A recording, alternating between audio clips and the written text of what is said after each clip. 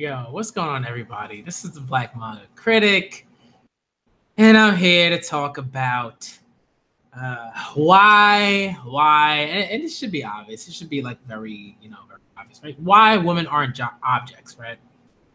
They are objectified. Let's get this clear. Women are objectified, right? This is not, when I say women are not objects, I'm not saying women are not objectified or anything like that. I think this is like extremely clear, especially in 2018. All right, especially in 2018. I think it's extremely clear. If it's not clear to y'all that women are objectified in 2018, I worry. Okay, I really do. I worry about what's going on and how you think and where you go with those lines of thought. All right, I worry. I do. All right, I worry for you. I worry for the women that with you and stuff like that. I just do. Okay, that's just how it is. All right. So we're gonna talk about it. We're gonna talk about it, man. We're gonna talk about it because I have to. All right. This is not me again speaking for women or something like that in that way, right? I'm not saying anything that like they haven't already said. You know what I mean? Because they've been saying it. They've been saying it for a long time, right? That's why there are like trains of thought. Like that's why there are books upon journal articles, upon nonfiction essay pieces and personal essays and fiction and all sorts of stuff that hinge upon this idea that like women are treated like garbage, right? Consistently, right? Sometimes subtly, sometimes not. And when I say subtly, I mean that there are people who sort of deem it as subtle in a way, but I don't think that it is. I think women are very, very aware of it. Like when it happens, it's not subtle to them, right? It's just like when it's sort of observed from an outside sort of purview, it might seem subtle or something like that.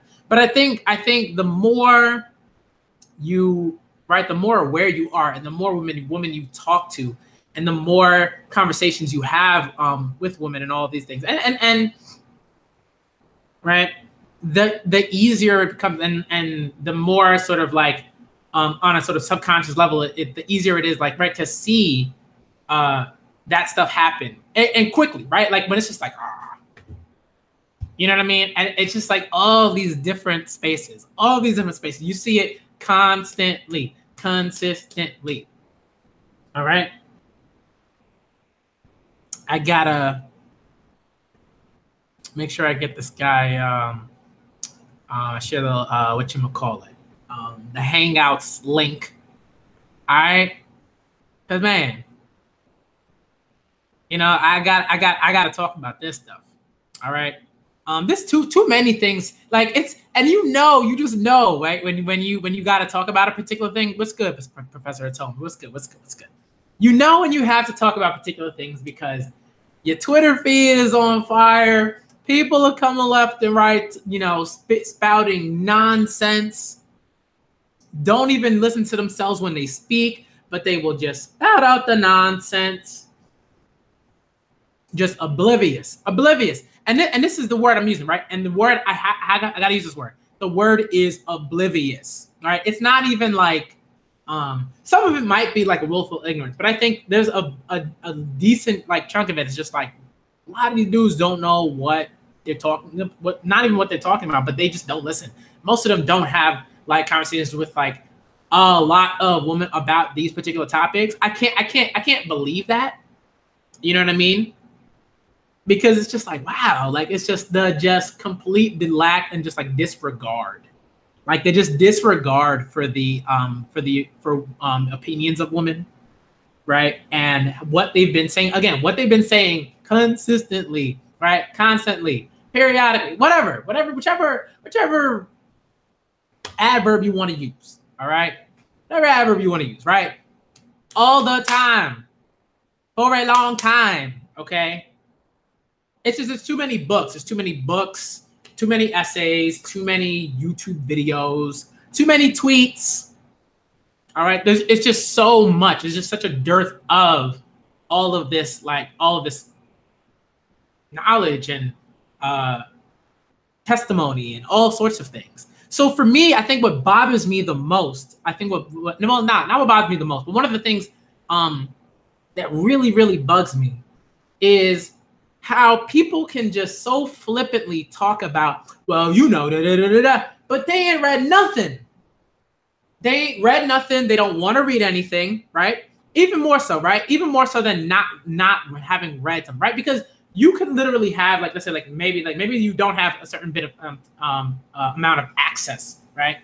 And I will say it's harder to gain access to, like, particularly like literary art, well, not literary, but like articles, like theoretical articles, stuff like that, all types of stuff, right? Because a lot of times you have to be connected to a set, like, organization or entity or whatever, like a school or university or something like that, some sort of organization, right? Maybe MLA, whatever, right? So so I get that, I understand that at that level.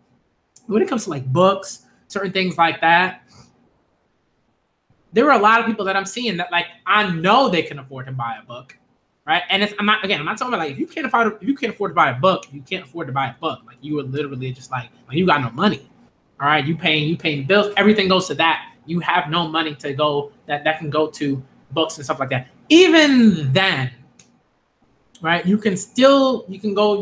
know, everybody has some sort of, like, I don't say free time, but, like, even if it's a smidge, right? I think for at least the people that I've been talking to about this stuff, right? You can go to a library, you can get a library card, you can use a computer at the library, okay? You can read the books at the library, you can take out the books at them libraries and read, right? You can have conversations with people, right? Whether on Twitter, whether in your streams and stuff like that, and learn. But you don't want to learn. This is the thing. You don't want to learn. If, like, I have to consistently have this conversation. All right, I have to consistently have this conversation. I don't want to learn. All right, don't tell me you want to learn, because clearly you don't want to learn. All right, some of y'all do. I will say some of y'all do. Some of you will actually say, like, hey, like, I'm open to having these conversations. I'm like, but what you have to do after that is have those conversations. You can't just be like, oh, you know, I'm down to, like, open. I'm like, but you got to have those conversations. Like, you got to start talking to women. You got to start listening. You got to start opening your ears. You got to start, like, actively doing this stuff. You got to start actively seeking out these conversations, right? Without the intent to, like, smash or whatever, right? Or you know what I mean? Like, man. All right. So here's what we're gonna do. I'm just gonna talk about why, like, probably the main reason why, like I said, like, okay, I gotta have this stream. All right. Obviously, it's that, like, women aren't objects. We understand that, right? Like, I think some of us understand that. A lot of us understand it, and then there's this way too many people that don't. All right. And yeah. So there was a tweet, right? I said, let me pull up this tweet. All right, because some people are just dumb. This is like this, and when I say dumb, right, I mean, like, they're not thinking, right? Stupidity is, like, a different kind of thing. There's, like, a severe sort of, like,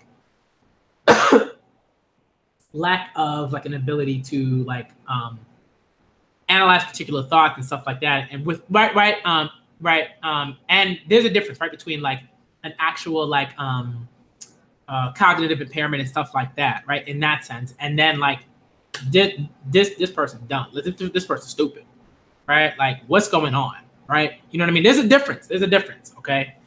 And you know it generally, all right? So here's the tweet, right? Well, not this tweet. No, I mean, there's got to be another tweet. Oh man, I gotta look for this tweet. All right, I've been tweeting today. Okay, I had to. Too many things happened today. Too many tweets. I had to put out things. I'm like, I said Drake can't sing. Drake can't really sing, right? Like, Drake. If we're talking about sing, well, okay. Here's the deal. It's not that Drake can't sing. I said that Drake can't sing, but I think he can't sing, right? Because I think what it really what Drake's doing, Drake's just, like, kind of humming. Drake's kind of, like, doing, like, humming while speaking almost. I think that's what he's doing. You know what I mean? Like, just like meh, like just meh, just like not very good humming while speaking. I think that's what Drake's doing. And right, and the studio magic happens, You know what I mean? When you see Drake live, this boy cannot sing. All right, that's the difference, right? I can't even say that he can't sing because again, when you see him live, your boy can't sing. All right, so I'm not even gonna discuss that. All right, there ain't no way that Drake is ever messing with Frank Ocean in the R&B department. I'm sorry, get out of here. All right, ain't no way that somebody that can't sing is messing with somebody that can sing in that R&B department. I'm sorry, that's not how it works. Okay, it's not how it works. All right, it's not. Oh no, sorry, my fiance. Okay. Okay. Yeah, this is bad. Okay, so my fiance's laptop like just got kind of messed up. Oh man. All right. Let's get back on track. Let me find this tweet. All right. I gotta find this tweet. So the tweet basically was about let's see.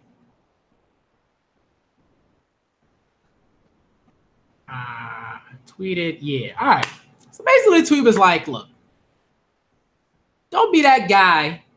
And this is a very specific conversation that I have to have, right? Like, this is not about like, well, everybody. No, this is very specific to this interaction that exists between mainly, I would say mainly cis het men, right? And anyone, right? Anyone. Doesn't matter, you know, right? Doesn't matter, right? And genderqueer folks and non-binary folks and all that. Doesn't matter, right?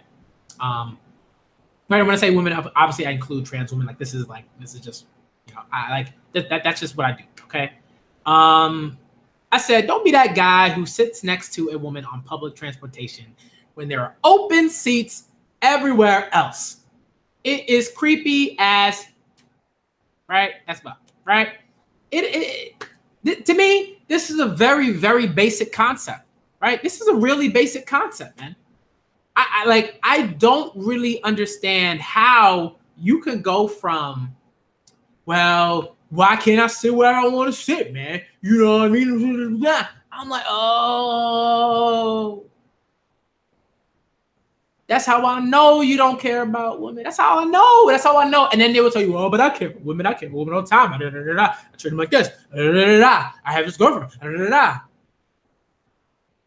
Nah, we talking about something kind of different. All right, we talking about something kind of different. Okay, there's the way that I treat my fiance with like kindness and respect and dignity and all of those things, right? And love and all that stuff, right? And then and I don't treat her like she's an idiot, and I treat her like the you know, brilliant like woman that she is, right? And then there's a way that you just treat women generally, because you know that women are people and they have feelings and emotions and they go through this life and they exist and all these things, right? And the complex and all that stuff, right? That's where I think people just kind of, right? If you aren't talking about that person's wife, daughter, auntie, whatever. You ain't talking about those particular people, right? People that are distinctly related to the guy, like the guys, right? To the cis het guys that you're talking to. Oh man, here it comes, right? It's just like that. They just use them as a shield. They use them as a shield. Then they go, oh well, you know, those are the people that I gotta care about. So I'm like, that's not true. If you live in this society, if you choose to live in this particular society, okay, it's not true. It's not true. And to get back to that tweet, right? There's so much that comes with that tweet, right? It's not just, right? It's not me saying, oh, well, you can't sit in that seat if it's the only seat on the bus. I'm like, it's the only seat on the bus that's open and there's someone that's sitting next in the seat next to it. So sit down. It's not an issue. Like, unless there's like some, you know, whatever circumstances like that are going on where, you know, it's like, oh, I can't do this or I can do that. Like, right? Okay. right? Then all right. But generally, there, right? Like if there are open seats, if there are other seats, right? And in this situation, I'm talking about like when there are like quite a few seats, right? But it's very clear. You have 7 seats over there, 3 seats over there. Then there's a woman sitting over here, and you decide to sit right next to her. You decide to sit right next to her for whatever reason, right? You just like, oh, I just wanted to sit there. Right? Men will just constantly pull out that nonsense. I just wanted to sit there. It wasn't any real rhyme or reason. I just wanted to sit there. Because you don't, because men don't think at all. Because they're just like, well, when I get on a bus, I don't scan the bus. I don't figure out where I want to sit. I don't go, I don't do any sort of like logistics in terms of like, I'm like, stop lying. All right? To like, do not tell me that you don't do any of that work at all. Because to me, that's ridiculous, right? You said there were all of these seats over there, weren't many people. There are all little seats over there. There's one woman sitting right here, and then you decide to sit right next to her. How do you not see how that's creepy? How do you not see that would make a woman sitting next to you uncomfortable? Especially, right, if you know like anything about public transportation, like buses and stuff like that, especially like New York City buses. Maybe I'm assuming like Chicago buses too, but generally a lot of buses and like sort of have the same kind of like makeup and stuff, right? There are the sort of single seats. You can sit in the single seats. And maybe you don't have to sit next to somebody. There are maybe like a couple of, maybe like a few of those, maybe like three of those, maybe 4 of those, something like that, right? I'm talking about this like let's say an MTA bus or something like that. Then there are the seats where, right, there's like two seats. Then there's 2 seats behind you. Then there's 2 seats behind those 2 seats, and there's 2 seats behind those two seats, right? 2-seaters, right?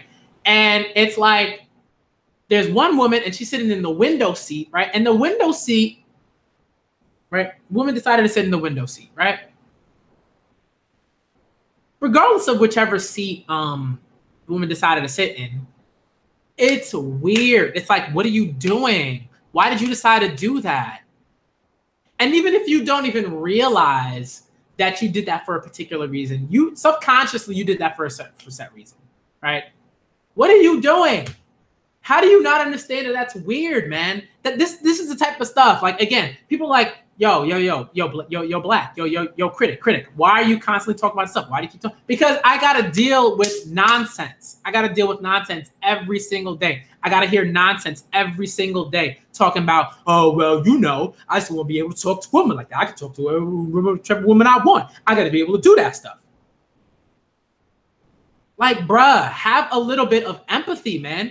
Empathy is important. I teach this to my kids. I teach this to my students all the time. Empathy is one of the most important things in this life. If you're going to get through, you're going to have people help you. If you're going to have all this stuff happening, empathy is crucial. You're going to have honest, healthy relationships with people. All right? If you want to have some sort of understanding, right? If you want to understand how other people feel, right? You can conceptualize that. And you can make decisions based on that, right? If you were a dude and you're like, oh, I'm gonna sit next to this woman, even though there are like 10 other seats that you could sit in, you creepy. Why? Because behind this, oh well, I just wanted to sit in that seat next to the woman. It was just a seat that I chose, right? Behind that is like assault, right? Rape. All of the things that come with stuff that women worry about every single day. Every single day. Every single day. All the time. All right? And I hear about this stuff all the time. Why? Because I talk with women all the time, and I listen all the time, and they talk about this stuff all the time. And they tell me about their experiences. And a lot of y'all just don't want to listen. You just don't want to listen. Or you blocked it out for whatever reason. I don't know. You blocked it out for whatever reason. But you gotta be better about even just that. That's a simple thing. Right? right? It's like you want to invade someone's space. And again, like, right, quietly, like I never said, yo, you know, if there's a dude and that dude's sitting just by himself and there are other seats, I never said sit next to that dude, or like that's not also weird.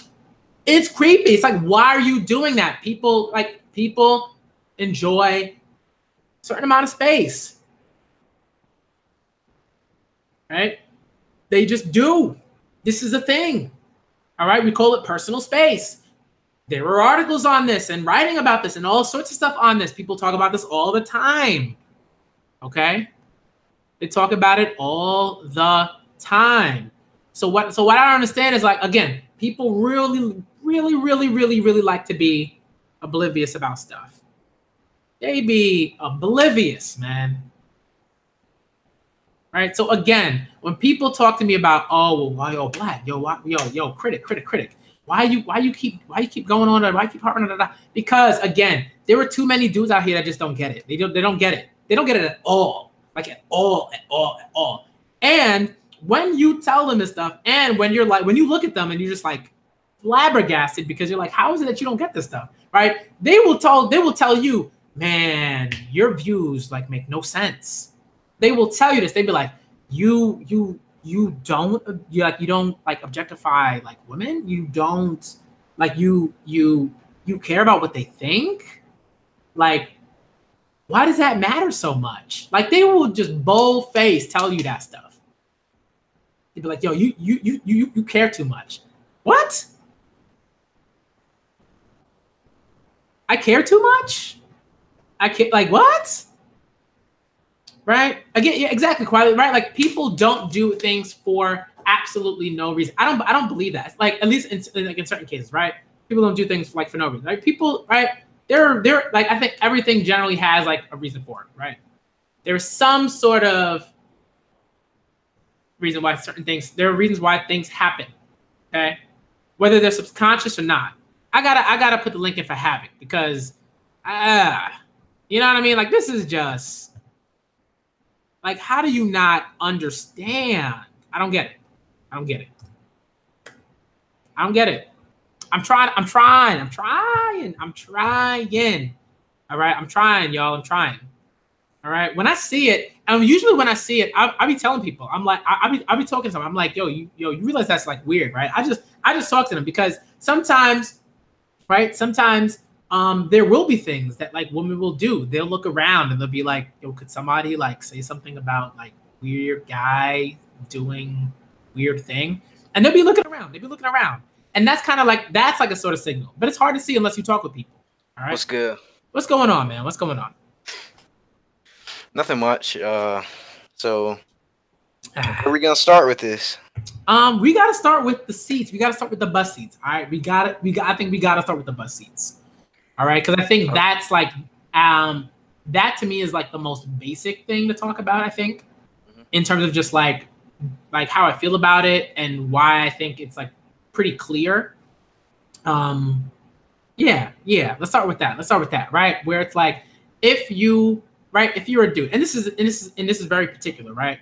Right. If you're a guy and you decide to sit next to a woman on public transportation, right? Like on public transportation, right? I mean, anywhere where there's like a bunch of seats, and you're just like, I'm gonna sit next to this woman, right? And okay, let's make this clear, right? You don't know who this woman is, right? Mm-hmm. Generally, right? Like, this is not your wife or significant other or something like that. You know what I mean? Who you know and you're close with and intimate with and all these things. You know what I mean? Or your daughter or whatever, right? Or anything like that, right? Or someone that you're close to, right? That where if you sat next to them, it'd be like whatever, right? I'm not talking about these people. Okay. I'm talking about random folks that you just meet, right? That you just like, hey, I walked into the bus. There were like a bunch of seats available. There's a woman sitting in one of these seats, and then you decide to sit right next to that woman. Okay, so me personally, I don't like sitting next to anyone. Like, I always sit in the back of the classroom, or just away from other people in general. But if someone thinks that woman is attractive, then I think it's perfectly fine if they want to get with that woman or shoot their shot, then I think that's perfectly fine if they want to sit next to them. But Okay.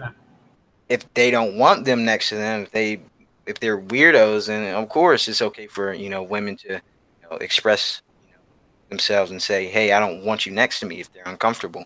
But to you, I would ask, what if the woman is perfectly fine with a man sitting next to them? What if they like that? What if Okay. I would say, okay. So let's say there's a situation, right? And it's like, oh, this person does, like person A does, the thing that they probably shouldn't do, right? They shouldn't do the thing in the first place, right? They shouldn't just say, oh, I'm going to sit next to this woman in the first place. And then, they start talking and, they get a number from this woman or whatever. And the woman's like, okay, hey, call me. We'll set up something, whatever. To that, I would say, in that situation, right? In that hypothetical, scenario, right? It's like the thing worked out in that scenario. And okay, if in that hypothetical scenario, that thing works out, then okay, right? That's what that is, whatever, right? But generally, this is not something that a lot of women want to happen to them at all, right? Like they like it's like on public. Okay, so how do you know that? Hold on, because bruh, you could Google this.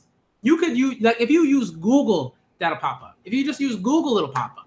Right. And again, just the number, I would say in my lifetime, or just in the time where I've said, you know what, I need to make sure that I'm listening to women and I'm having those conversations. And I'm not just talking with women for the sake of sex or whatever.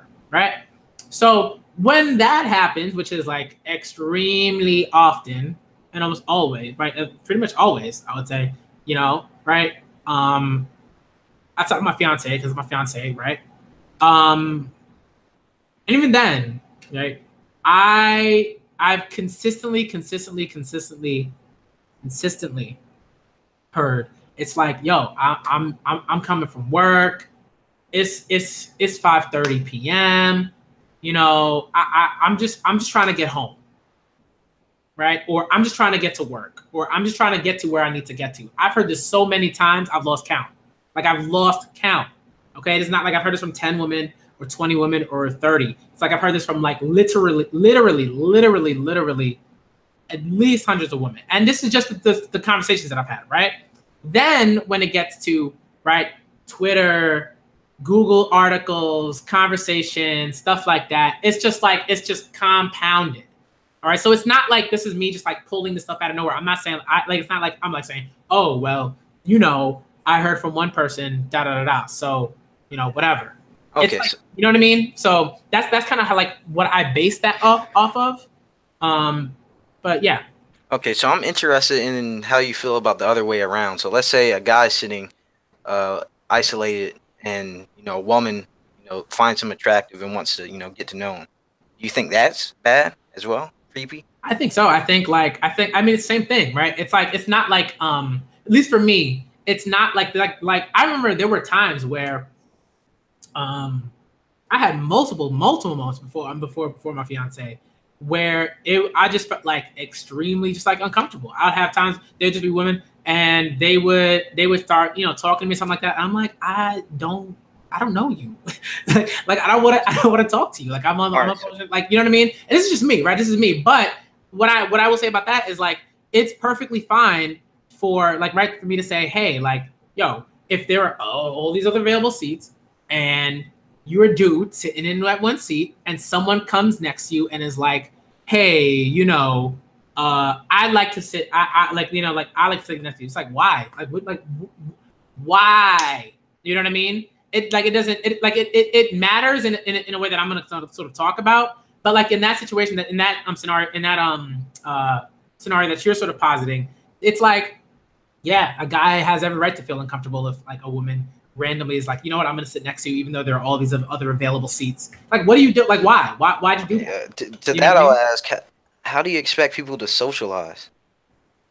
That's one way socialize all the time without sitting next to that's people. One way. Without sitting next to people in that sense.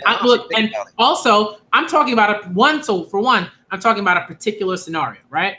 I posited a particular scenario. I didn't say people can't talk to each other. or people can't speak to each other, No, but that's right, or anything like definitely that. one way to promote, socialization. Like, It's be yeah, able to. exactly, but it's one way. So when you say how do you expect people to socialize, it's like, well, use the other ways, right? Yeah, so you think people, sitting next to others and trying to, talk or whatever. Like, like to me, Again, I don't see how that's. you're sort of conflating things because you're acting like I'm saying people shouldn't talk to one another generally. That's not what I'm saying at all, No, right? no, I'm not saying that. I didn't say that. I didn't say that, right? I'm pretty sure, no. right? But Okay. what I'm saying is that's like I generally think that that's not really a creepy or bad thing. Like that's like what is the negative to that? Like No, what's truly negative the about that? negative is you. So right, as a dude, what happens in that situation, right, is you decide, you know what? I don't even care. I'm not even concerned whether or not this woman would want me to talk to them or not. I'm just going to disregard that, and I'm going to wait for her to like, you know, to have to make this move. I'm going to wait for her to have to, you know, shoo me away or whatever. When really all you had to do was just like not do that, right? This is the thing, right? It's like all of a sudden that decision is put on the woman to be like, okay, I gotta like either say, you know what, go away, or I gotta take this, right? Because like there are just like use Google, right? Google is your friend. If you just look this up, it's just like consistent, just a woman who have either been injured or died, literally died because men were just like, what? You gonna say no to me? What you gonna Yeah, but brush me off? You know what I that's mean? No, not no, the no, no, no, no, majority. no, no, no, That's not the no, no, no, no, no, no, majority. no. It doesn't matter. It doesn't matter because people are dying, right? Okay, so that would They be like saying, "Oh, I can't drive a car because people die of car no, accidents." no. Like This is that's different. silly. You can't. Like it's not a smart what you call it comparison or analogy or anything like that. That's a completely different thing. When we're talking about driving, we're talking about literally a thing that the majority of civilization, right, uses to Like move to public get transport, around. like public transportation. So what's the point of that? What's the point of mentioning public transportation? What's the point of that? But If that's that's not that's what you were saying. no, I'm You were saying talking that about. drive. No, no, no, no, no, no, no, no, no, no, no, no, no, no. You're not gonna do that because again, you're moving from point to point in a way that doesn't make sense, right? You're sort of like what I'm talking about is in one sense, I said, yo, you can't disregard the deaths of women who have literally said, you know what, I don't want to talk to you. Like, I gotta, right? You can't disregard that because only by like hundreds of them have died or a few of them have died or something like that. You can't disregard that. Like it's happened. It's Because happened. And this is something that women worry about yeah, all but the time. All the time, man. it's happened, but it's not happening at the rate that you're kind of trying to imply. Nah, the rate doesn't matter. People, this is death. We're not Oh talking my about god. driving. All right. Driving is like, yo, right? People actually use it. And I would say, like, yo, if we didn't have to use cars, like I'll say, yo, I'm not concerned about cars. We don't have to use cars. But this is the thing, this is how it is. All right. You know what I mean? Like it's like you can't say, oh, well, people die in car crashes all the time. And so what? So what's the point of trying to make after that, right? Because people die in car crashes all the time. What? No, you're saying that.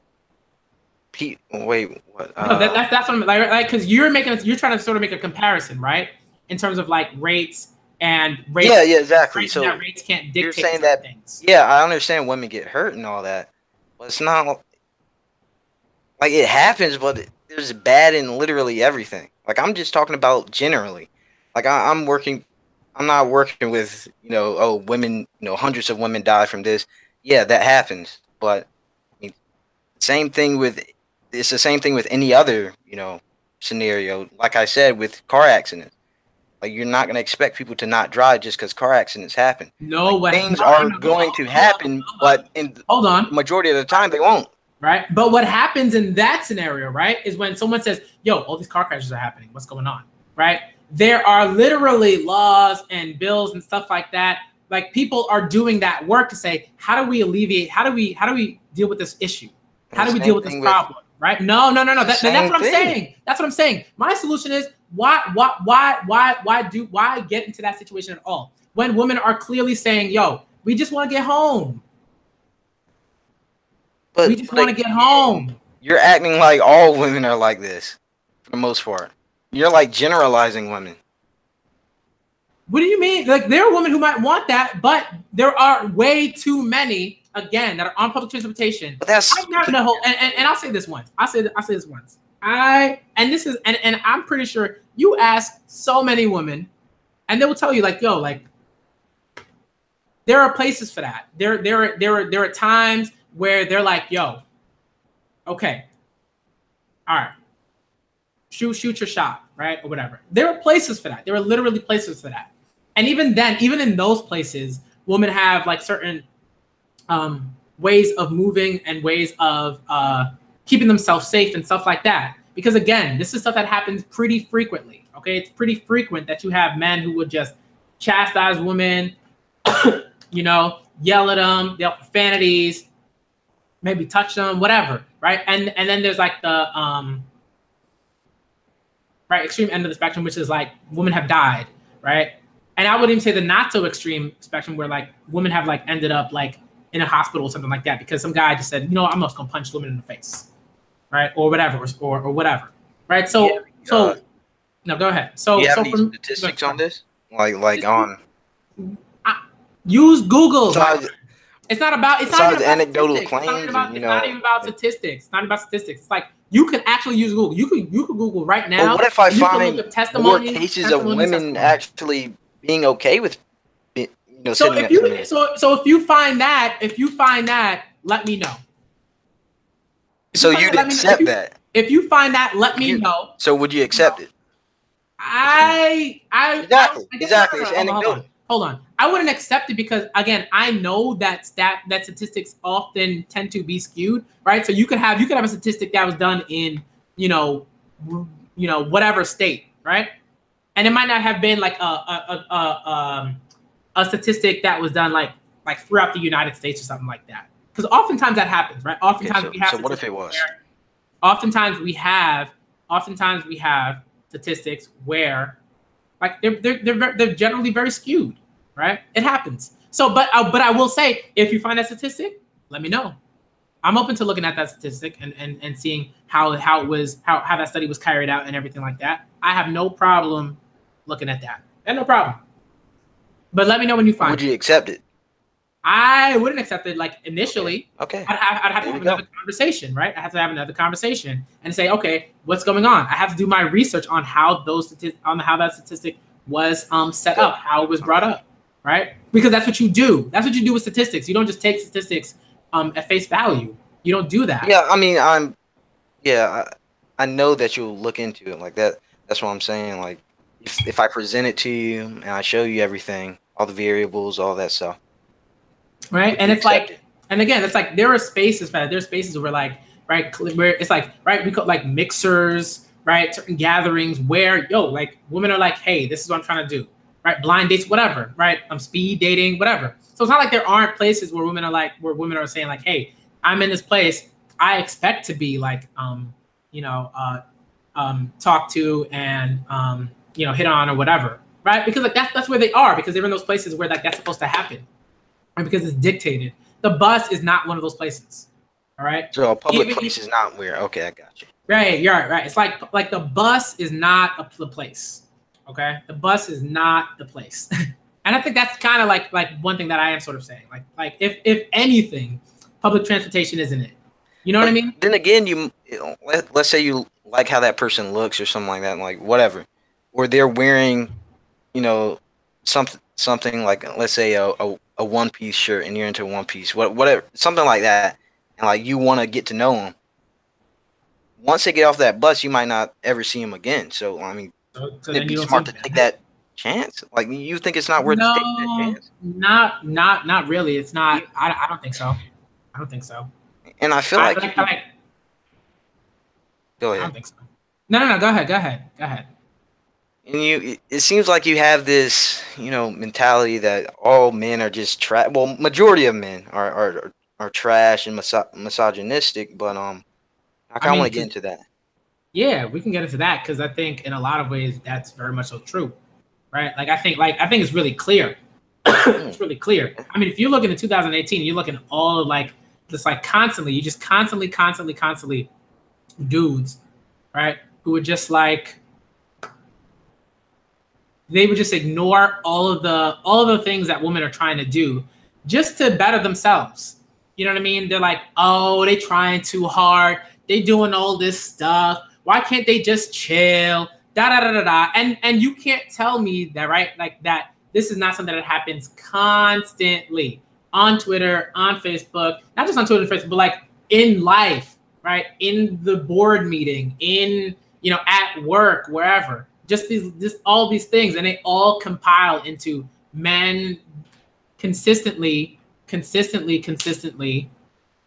are misogynistic in a lot of ways, right? And that right, that doesn't mean that men don't do things that aren't misogynistic. It's just that they also do things, right? Like we also do things that are misogynistic, right? You can do things that are misogynistic, right, on one instance, and do a completely super misogynistic thing in another, right? Okay. That's kind of what I'm saying. It's like no one's saying that like men have totally done absolutely nothing, for women or anything like that. Right? But it's like often, way too often, you have lots of men, and particularly men in power, who are like, yo, we're gonna treat women like dirt. But we're either gonna do it explicitly or subtly. Right. And I think to women that those subtleties are very explicit because they deal with that all the time. You know what I mean? Okay. So there's like a bit of like nuance to it, I think, in some ways. But again, like you like if you have those conversations with women like in that way, right, and you talk about what feminism is, what toxic masculinity is, how that works, then you kind of get a better understanding of like, oh, it's like right. Like if I'm talking about toxic masculinity, right, I'm talking about ways in which a particular type of masculinity, right? I think, right, you got that, right? Right. It's like I'm not talking about like masculinity in general because there are women who are like distinctly like not even distinctly masculine, like visually or anything like that, but like they don't mind masculinity or anything like that. In fact, like they view it as a part of who they are. So what about masculinity can be toxic? I think there's so let's say if we're talking about ourselves, right, and the things that we deem, right, like we talk about it like Dustin streams. I think when we talk about certain things in Dustin streams, we're talking about toxic masculinity. We're talking about stuff that like doesn't allow men to just be, right, in certain ways, right. So like if you want to be a dude, and you want to cry, like toxic masculinity says, yo, you can't cry, you got to be a man. Why? Nah, why, bro? Come on, get out of here. You gonna tell me you've gone through that deep, bro? 12, you went through K through 12, and you were never like, yo, man, I want to cry, but I can't because some group of dudes is gonna be like, nah. That dude's a loser. That dude's like that dude's gay. That dude's whatever. Like that's trash. That's what toxic. That's a big piece of toxic masculinity. It's not right. It's not something that should exist. I halfway can see what you're saying. Like, it's just that when I think about men crying, like it depends, on what. I don't want someone to whine all the time, and just like sometimes you shouldn't cry. It does make men look weak if they cry over every fucking thing. I think that's different than just let's say your mom dies and you cry. Like no one's gonna call you a bitch because of that. Like that's. Oh no! There are definitely dudes who are like, yo, why is this guy crying? They might not even know what's going on, right? And then they'll go. No, hold on. Then they'll go there, and it's like, dude, like, why don't you just say, hey, what's going on? Like, what's happening, right? You could just be a good friend and be like, yo, like, what's going on? Like, what happened, right? Instead of, man, what's going on? Why is this guy acting like, da da da? What is the point? What is the purpose of that? How does that help anyone? I don't think that happens a lot. Like when a guy's wondering. Oh, come on, man! It happens. It happens in K through 12, frats, all sorts of. If you're wondering why a guy is crying, that's not toxic masculinity. Like that's. No, I didn't say that. I said there's a way to approach that, right? I said there's oh, yo, what's that dude crying? I don't understand, right?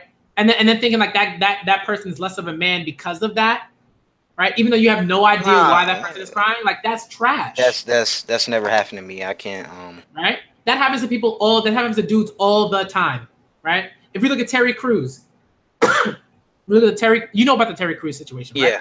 Right?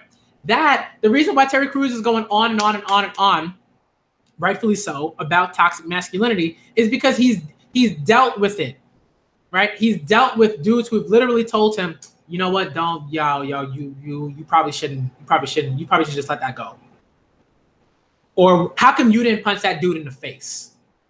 Because Terry Crews is black, and we understand that like in the industry that he's in, he would get blackballed immediately, and that he's probably already like, and in some ways, like if he didn't have the certain jobs that he had at the moment, he would also be blackballed, and people would be like, oh, I don't know. That's what I'm talking about. It's like this is stuff that happens all the time, right? Like there's so many dudes on Twitter, Facebook. People that I've literally talked to face face who've been like, man, Terry, right? 50 Cent was like, man, that guy's a loser. Man, if it was me, I would have punched that guy in the face. I'm like, it wasn't you, one. Two, that would not have ended well for you, right? Because we understand what happens to people when they do, right? Especially black and black men, right?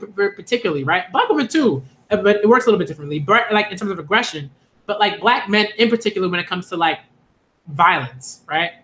And it's like, oh, that black guy's violent. Oh, but of course he's violent. He's black. All right, this stuff happens all the time. People expect certain things, right? Yeah. So Terry Crews, like, so that's what I'm talking about. Like toxic masculinity, that's stuff like that. That happens all the time. It's why you have men who deal with sexual assault. They don't say nothing.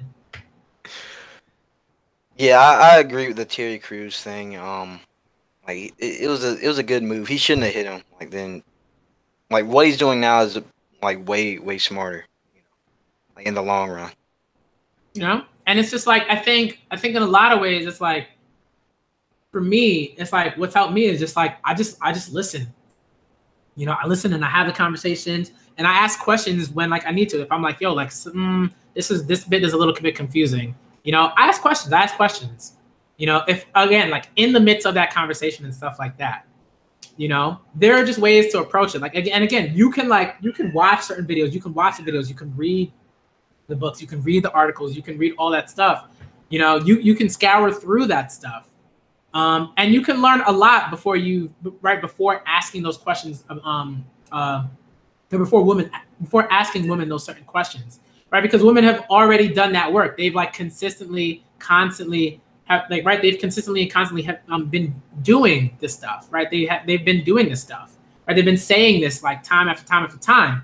So when a dude is just like, oh yo, I have a question about da da da da. It's like it's not to say that women won't answer your question at all. It's just to say that it's like yo, Google is a thing. Right, there are resources you can go like you can go to YouTube literally and just type in toxic masculinity and there are just like tons of videos on that. You know what I mean? You can Google toxic masculinity in like the search engine and there are like tons of articles and just pages and pages on it and what it is and like how that's defined and how that's been defined throughout the years. So that's why for me it's like there are a lot of people that I'm like, yo, like they're not even reading. Like they haven't even read that stuff. They haven't even bothered to try, and yet they want to be so adamantly against some of the stuff like that we're talking about here. And for me, it's like that's unacceptable because like you should be at the very least reading something. You know what I mean? Okay. So, what would you define masculinity as? It's hard, and I don't even think that there's a like definite definition of it because it's like a constantly constructed thing, right? Again, like if you look at just like sort of like I guess gender queer theory or whatever, if you look at all that stuff, and even if you just look at like articles that talk about how do we define masculinity, those articles will talk about how that's difficult because masculinity has gone through so many shifts, right? Some people might define masculinity in as like, oh well, who like say like Freddie Mercury, David Bowie, right? Steven Tyler, those types, right, who dressed with like boas and stuff like that. You know what I mean? Right, like the sort of like Doflamingo sort of archetype. You know what I mean? What people would call like flamboyant. You know what I mean? And there were a lot of women who'd be like, yo, that is like extremely masculine. Sorry, my cat is just meowing. Sorry, ignore that. All right.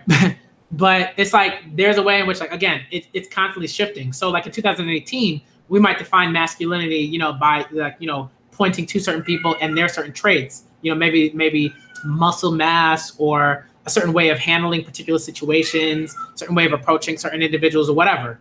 You know, so it's all, there's a lot to it. I would say for me, I try not to like pin it down. I think once you pin it down, that's a really sort of like limits how people are able to just kind of go throughout this life and be masculine in the way that they want to be masculine. You know, that's why you have a lot of folks who are just like, you know, I don't subscribe to like masculinity or femininity. I'm just doing my thing. You know what I mean? And when they say that, it's just like they just do it. That's just it. They just doing their thing. You know, it doesn't mean that they don't, you know, want to look a particular way or anything like that. But those people don't prescribe, you know, certain looks and certain styles and stuff like that to like their own ideas of like masculinity or femininity or something like that. They just doing their thing. You know, so I don't know. You know, it's kind of it's tough. That's why, like, when you ask me that question, it's like it's hard because there's so much that's been written about it and taught and discussed. You know, so that's why for me, I try not to be like, oh, you know, this like, you know, shonen character was like extremely masculine or something like that, because I'm like, but like, because when people say that, I'm like, what do you mean? You know, and then once they did right, and then they define it in their own on their own terms, right? They use their own terms to define what masculinity is and what it means. And people are doing that constantly. That's why we say that, like, that idea of like gender, you know, to an extent is like a social construction, right? Doesn't mean that like there's nothing at all like in some way biological in that sense, right? In terms of like how individuals you know, feel right, and stuff like that, right? And we think, and you know, with that we can, like, you know, discuss like the trans community, right? And trans men and trans women and stuff like that, you know. But they will consistently tell you, like, yo, like, yes, like there is like a big part of it that is like gender construction, and then there's like another sort of big part of it that is like very much so biological in terms of like a desire, an absolute need to be like, yo, this is not me. You know what I mean? Like, I do not, like, you know, identify with certain like with my body in as it is, as it stands. You know, so or maybe they do, and it's just like, you know, but I don't see this as like I am you know, female or whatever, I'm male, or and vice versa and stuff. You know, so it's complicated. You know, it's complicated, and the reason why it's complicated is because it's consistently shifting, right? And there's so many people that have their own conceptions of masculinity and femininity, right? It's not just masculinity, but femininity as well. You know, so I would say I think that's a great thing, because it allows people to be like, yo, like, yes, I am masculine. Like, I wear a dress, but like there are like, you know, but I have masculine traits, and maybe that's what I view like as masculine. But that doesn't mean that we don't understand that there are very rigid social constructions, right? And people use those rigid constructions to define masculinity and femininity. Okay. So do you think that there are, you know, about, you know, transgender and things like that, do you think that, well, first, do you call people that are like, let's say, trans women, like someone that was a man turning to a woman, do you say that they're a woman now, or do you think that they'll always be a man? I would say they're always women.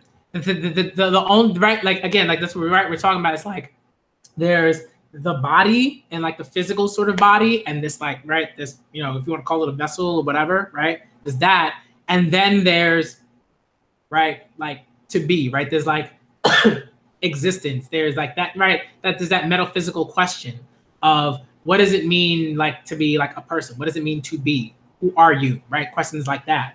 And I would say with trans women, like, you know, there's like, it's not that the body isn't important or anything like that, it's just that there is a very clear distinction, I think, in a lot of ways, between like, okay, this is who I am, and this is how I walk through this life, and my body is a facet of that.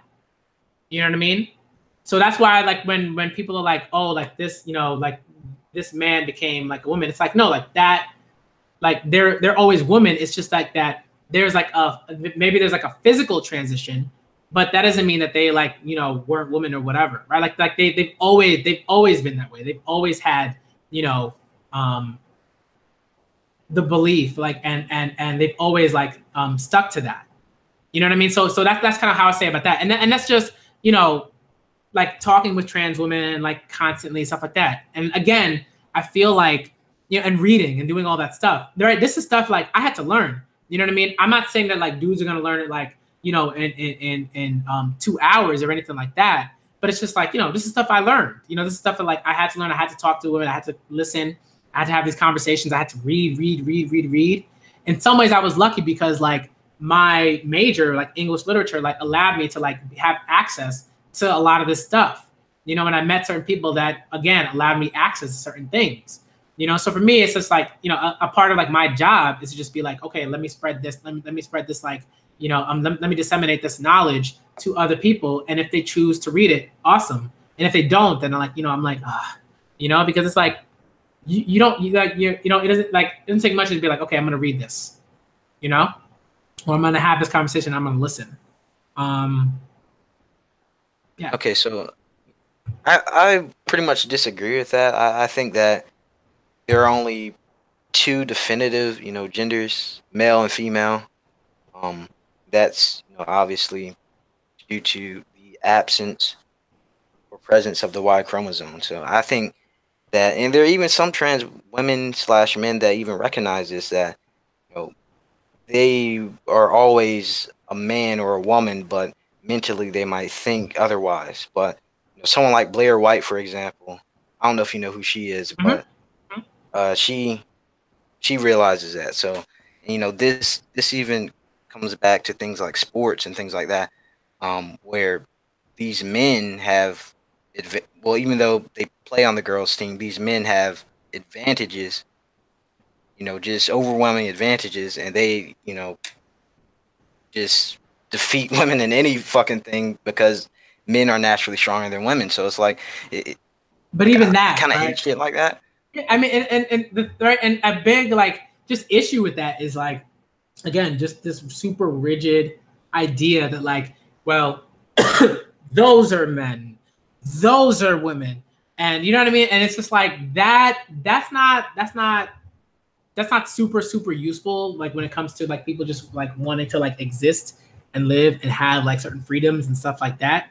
You know what I mean? Because like once you sort of like have like once you realize that like, there are so many different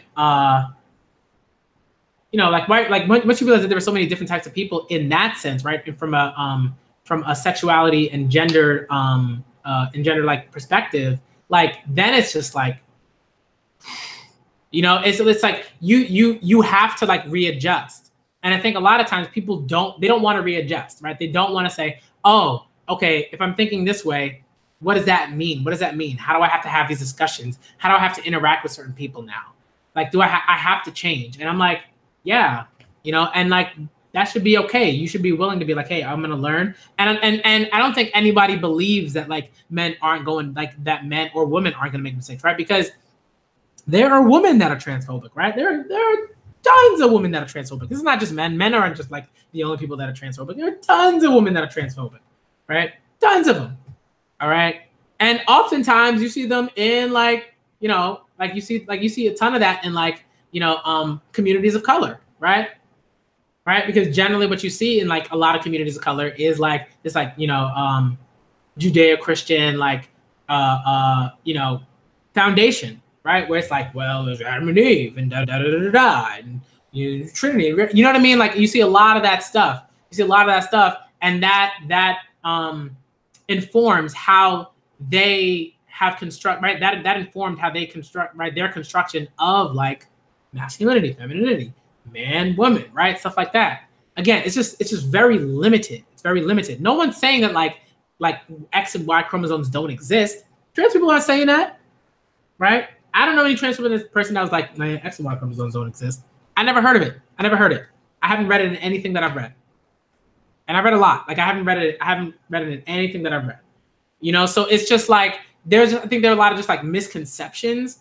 And again, when you have these conversations, right? When you allow yourself to have those conversations, then it's like, oh, okay. Then you get to listen, and then you get to hear exactly how trans men and women, right? Trans people are talking about their experience, their lived experience. You know, how they define that, and all those different types of things. And a lot of it's just like you just gotta listen. You gotta keep you gotta be able to like not even necessarily have an open mind, but be willing to be like, oh, okay, like this is it.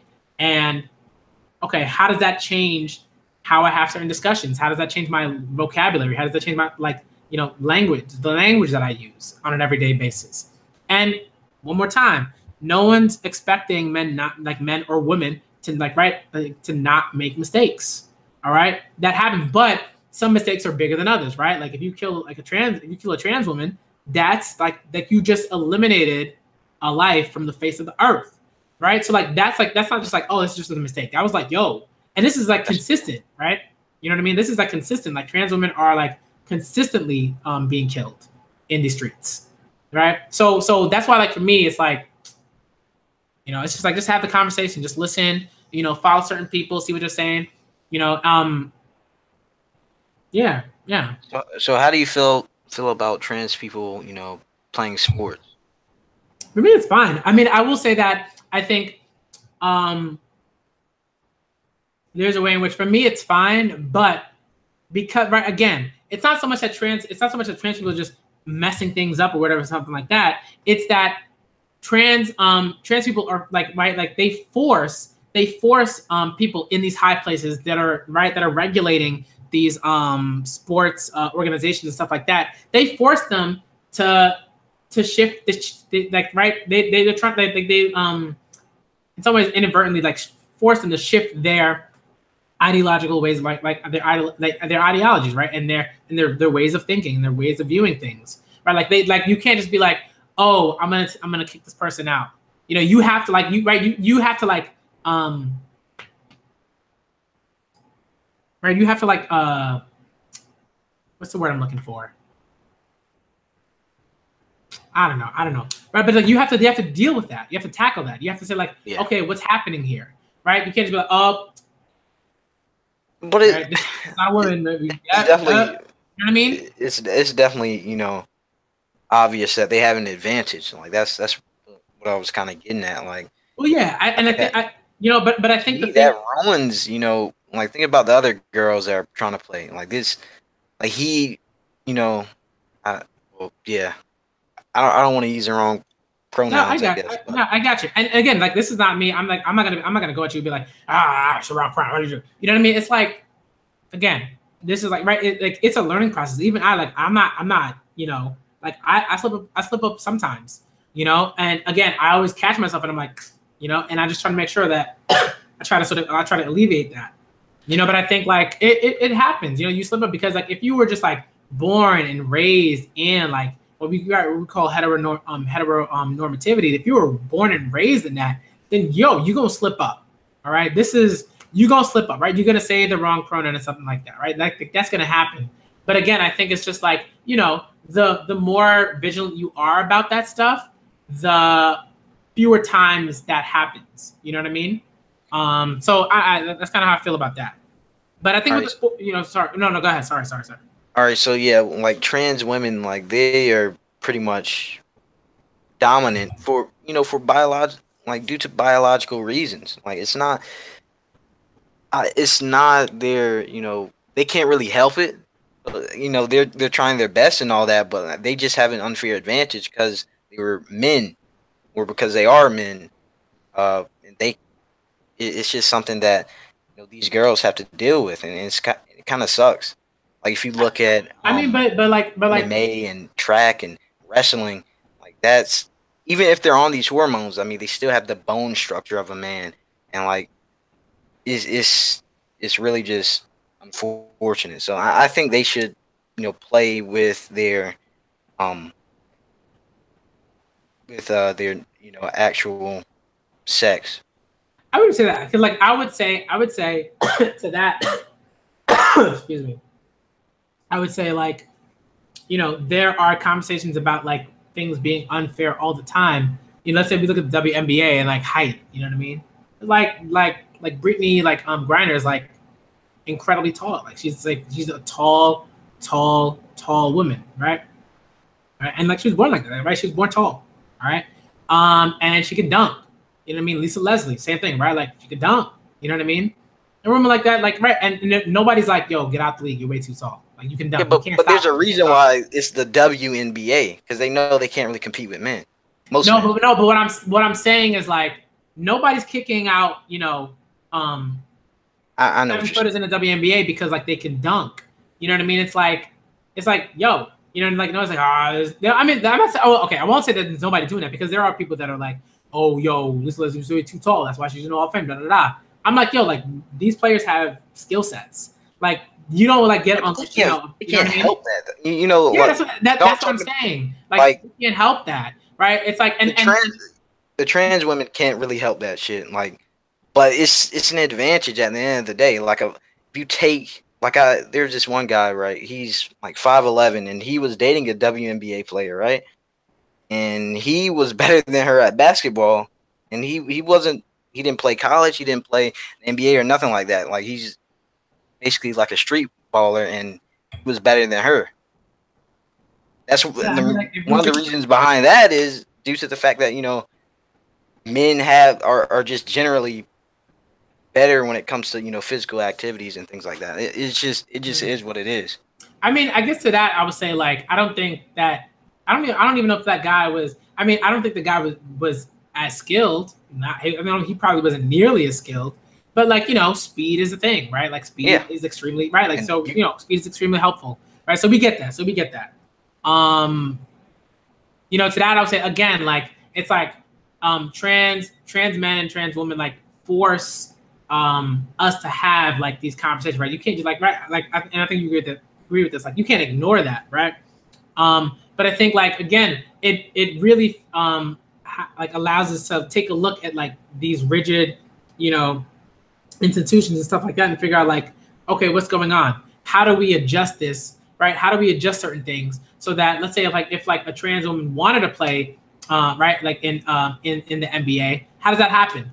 You know what I mean? Like if that's something that she wanted to do, how do we make that happen, right? So that's why for me, I'm like, okay, like if she has like an advantage, then like maybe she has a clear advantage, and that's it. But I'm not sure about that. I have to look into that, right? But I would say like right. Like if this woman has if this woman has a particular advantage, then it's like okay. If you're saying like okay, she like has like there's like this muscle like this muscle mass and this speed and stuff like that. It's like let her play in the NBA. Let her play in the NBA. I wouldn't mind that. Right? Like, it doesn't bother me. Right? And then right. So then what happens and then is that we have a conversation about, oh well, why is this woman in the NBA? What's going on? She got to get out of here. Then we have a situation where literally trans people have nowhere to go, in a sense, right? And that in those sports. So that's why I say like honestly, and this might sound harsh, but for the greater good, it might be better if they're like if we don't have them play for the greater good, in my opinion. But they're a very small percentage of the population. It's like, and I don't like when one person screws it up for everyone else. Like I don't know. I don't know. I mean, like I'm not a fan of that. I mean, like, but the question again, right, is like, why do these people, right? Like, why do these people feel like why would like all of these NBA players feel like let's say if a trans woman wanted to play in the NBA, that she would be screwing it up for all the other cis guys, like for the cisgender guys, right? Why would she be screwing that up? Why can't you adjust your behavior and treat her with dignity and respect? Why can't you do that? Right? If she can ball, right, and she's giving you work, what's the problem, right? And that's why again, trans okay, if they're born a man and they're in the NBA, I'm pretty much fine with that. But if that happens, I don't want like. No, but again, it's like it's not like they were born a man. Like if you like, it's that they're women, but biologically, right? If we're thinking about that rigid idea of like what is a man and what is a woman, then if you're going with that, then yeah. But if you're not, and you're like, yo, like there's more to, you know, defining gender than like, okay, this person has this chromosome, this person doesn't have this chromosome, right? So Yeah, that you know, yeah. So that's why for me, I'm like, you know, I'm always consistently gonna have these conversations, and I'm consistently gonna say these things because I'm like, yo, you know, it's like it's not enough to just be like, okay, you know, I'm gonna sit around and kind of twiddle my thumbs and stuff like that. You always gotta have these conversations. We always gotta have these conversations. And I like the more, like, you know, it's like, yo, the more you know, right? It's like the more you know, I think the better off you are, at least in this case, right? The more you know about LGBTQ, you know, about the LGBTQ IA like community and the discussions that go on in that, and how people are having and how people define certain things, and you know, consistently like adjusting those definitions. You know, I think the better off people will be, you know, and the safer our community will be. You know what I mean? Because like I consider myself to be a part of that community because I'm bisexual, right? Like this is the thing.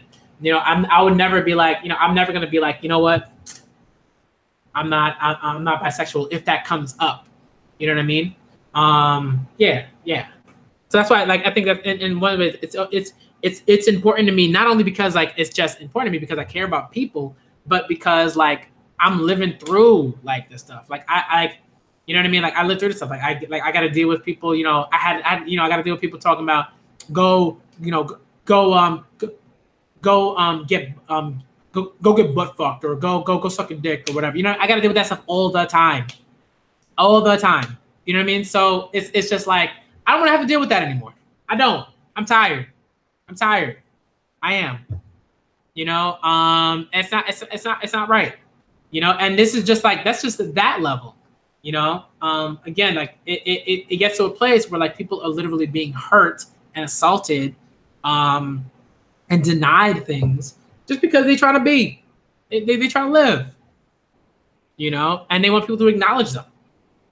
So that's why for me it's like these conversations are extremely important, because it's not like, you know, I'm not just watching like a group go through stuff. Like I am a part of that group and I'm going through stuff, and I'm tired of it and I don't want to deal with it anymore.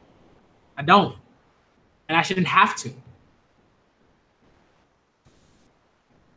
Oh, okay. You know, I have a friend that, well, he's not really in the LGBT community. I don't really like, if you're gay or bisexual, are you automatically in that community, or is it like, I would say, how does that work? I mean, communities work, you know, in different ways, right? Some people are like, you know, it's like that, you know, they're like factions, right, and stuff like that. There are people who, you know, are a part of the community, but you know, we acknowledge that, but I think like people acknowledge that, you know, within every like community, or you know, within communities, there are always, you know, parts of it that, for whatever reason, try to like subvert, you know, the good that's being done and stuff like that. So there are people that are like, oh, you know, gay people generally, like trash or whatever, you know, or gay people, you know, or you know, and oh, I don't prescribe to da da da da. You know, I agree with like, you know, heteronormative, certain like I like harmful heteronormative ideas or whatever. And I'm like to me, it's like, really, you know, it's like like why, you know? So there's always that stuff, right? Like what was that guy's name? I think it was like Milo Yiannopoulos, Oh yeah, something like I that. love Like him. you I know what love I mean? him. Like that guy was ridiculous. You know, and like Ridiculous. What? yeah, he was ridiculous, man. And this is not something that I can talk about right now because like I'd have to read all the stuff again because it's been a while since I've read that stuff, and it's hard. Going through this stuff is hard. All right, but I got to go through some of that stuff because there was some stuff in there I was like, you know, it was rough. Going through that was rough. But that's a conversation that I definitely wouldn't mind having at some point in the future, in the near future. I you know, if I had to go through his stuff again just to like have that conversation, I have no problem doing that. Okay. You know, I'm not averse to it. But right now, I just don't feel like I'm like equipped, and I can't like say particular things, because I just like it's not like fresh. You know what I mean? It's not like fresh in my mind and stuff like that. You know, for this conversation, it was like, oh, okay, like you know, I've had like very recent conversations where like this conversation was something that I could do, and you know, and I've read enough, and I've learned enough, and you know, I've experienced enough to be like, okay, I can have this conversation. Let's do it. But like with that stuff, when it comes to like articles and things that have been written, I got to read that stuff again, and I got to be able to like pull from it and say like, hey, this is the issue with what's being said here, and this is why this thing makes no sense, and da da da da and everything. You know. Okay, so what was I about to ask? Damn,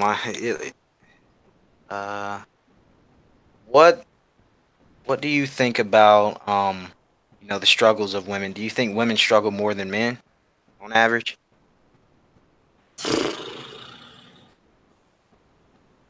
I would say yeah, but doesn't mean that we don't acknowledge that men are struggling too, right?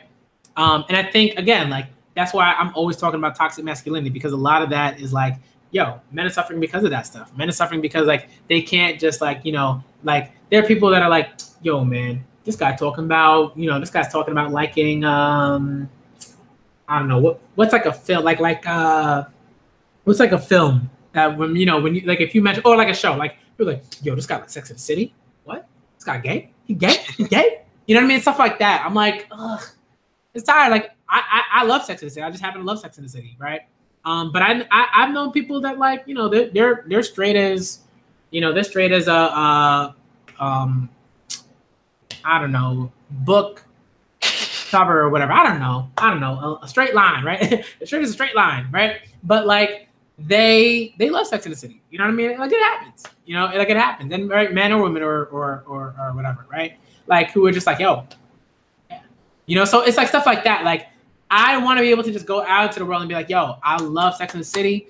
These are my characters. Like I love the Golden Girls. These are my characters. Da da da. And I will say, when I remember one time I tweeted about like loving the Golden Girls and like loving like Dorothy as a character and stuff like that, and people were like, yo, yeah, all right, you know what I mean? So it wasn't that bad, but I definitely had moments in the past where people were just like, they would give you a look, then we get into this conversation, it'd be uncomfortable. They'd be like, yo, why you like the Golden Girls? And I'm like, because I do, like I like a TV show. What's your problem? You know what I mean? It's like, yo, relax. Like I like this thing. Okay. And obviously there are moments where like, yo, if you like certain things, then it's like, we gotta have a conversation. Like you should not like this thing. You know what I mean? There are those instances. But yeah. And again, like men deal with stuff too. I think the thing that bothers me is like, it's not so much like right, women are talking about the stuff like because they're like, yo, if men acknowledge that toxic masculinity is a thing, not right, they're not saying that like, right, like it's not that much like men are trash, just saying that like this like sort of rigid idea of like what men have to be, that's trash. That's trash. You know what I mean? Like that's like trash. Like it's like no, like you can like these certain things. You can like Disney films. You can like the Golden Girls. You can like Sex and the City. You can still be a dude. Right? You can still be a dude and be happy and be healthy and have friendships and have relationships and have a career and have children if you want to do that, and raise them and everything like that. And you can do all those things and be just fine. And you know what I mean? Like it's just like I get it. Like it's like men are going, like there are definitely men that are going through it in certain ways, right? When it comes to depression, certain types of sexual assault, abuse, whatever, you know what I mean? And in all different sort of facets, so I completely acknowledge, yo, men are going through the stuff, but I think that women just deal with so much just for existing, just for having a vagina, you know what I mean? Just for having breasts, just for wearing makeup, you know what I mean? Just for like doing certain things. It's like women go outside and wears like makeup, and they put makeup on their face, and people like, and immediately they got a comment. It's like, yo, worry about yourself. You don't got to comment on a woman's makeup. She didn't ask you. You know what I mean? She didn't ask you how she looks. You know? So it's like they got to deal with that all the time. All the time. You know, so that's why like I see kids all the time, like when I'm teaching them. I see kids, they're clearly like, but particularly girls, they're clearly dealing with stuff. You know, and they have no real like, and sometimes they have no real healthy way to express that, you know, and you see it, but all you can really do is say, yo, okay, you got, you know, I got to talk with like principal, send you to guidance counselor, da da da. They'll, you know, deal with it in whatever way, you know, and there are like, you know, certain ways that you can try to help them and give them outlets and stuff like that. But you know, it gets harder, like the sort of like further down in grade you get. When you get to elementary school, it's like it's hard. You know, it's hard. There are only so many avenues that you can take. You know, it gets a bit easier when you get to middle school, and then high school it gets a bit easier. And when you're in the university, then it's like, you know, then I think it's much easier because they're adults at that point, and you can really point them towards certain places. And universities, I think, in some ways, help you do that. But you know, with dudes, it's like, huh, you know, it's also hard. It's like from the jump, elementary school, yo, man, you shouldn't be crying about that. I'm like, kid just got punched in the face. I think you should be crying about that. You know what I mean? Like the kid is like 7. His impulse control ain't there yet. All right, it's not where it needs to be when he hits like 20.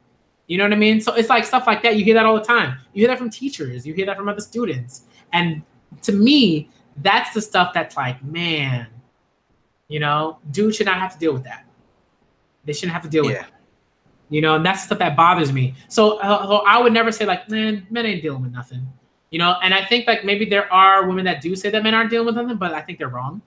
Like I think they're wrong, and I think there are other women that definitely are like, yo, that's wrong. Like we're not saying that. We're saying like, yo, we have to at the very least acknowledge that women are dealing with stuff, and the ways in which men treat women are directly linked to the ways in which men don't get help for things.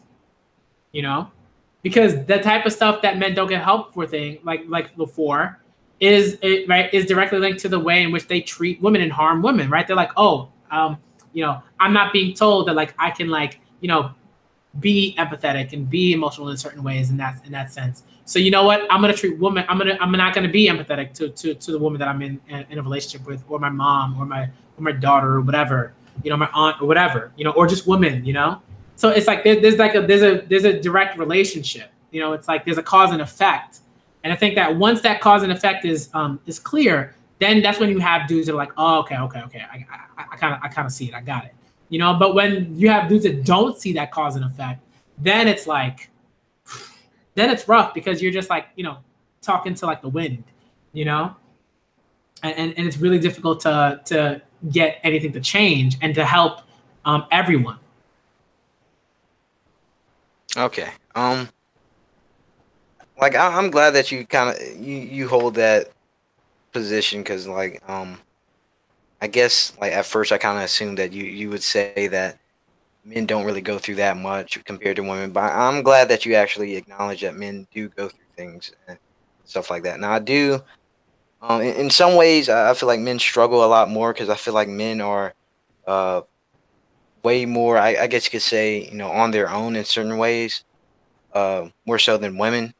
Like if a guy slaps a woman in the face, you might have random guys walk up and beat the shit out of that guy. A woman slaps a guy in the face, someone might pull out their phone and take a picture, or they might just keep walking. You know, it's like certain things like that. It's like, you know, men have to, and you know, also the whole thing about men can't hit women. That thing too.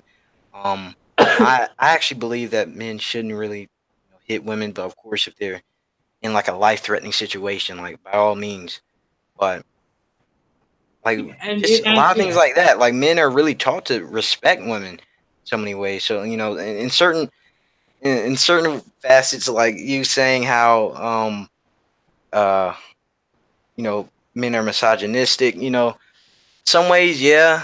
I could definitely see where you're coming from, but I think that's, you know, it's kind of both sides. You know, especially when it comes to, you know, sexually as well.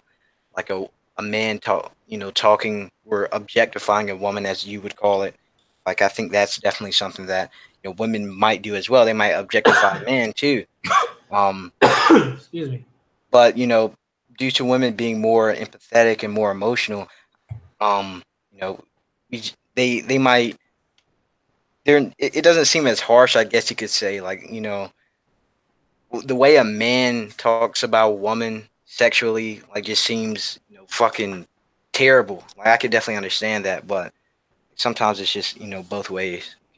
Yeah, I mean, I think there also are conversations happening about that, about like how how it works both ways and everything, and all that. Um, I would say, yeah, like I feel like you know you should acknowledge like what's happening on this like sort of other side, right? On this other side of this dichotomy or whatever, right? It's like, hey, this is what's happening over here. This is not good. This is the stuff that's also happening over here in terms of like objectification and stuff like that. That's also not good. Like, no one should be objectified, unless like, right, like, yeah, no one should be like sort of objectified in the sort of sense that we're thinking of, right? Um, Dustin had a he was talking about we were talking about like if like a woman like wants to present herself like in a like sexual manner or something like that, to make like money. I'm like, yo, she's doing that to make money. You know what I mean? Like she's choosing to say like, hey, like, okay, like people, right? Like this is not just men, like women, like women like women too, right? Like and all that, right? So it's like people like so she's choosing to be like, okay, I gotta make this. I'm trying to make this money.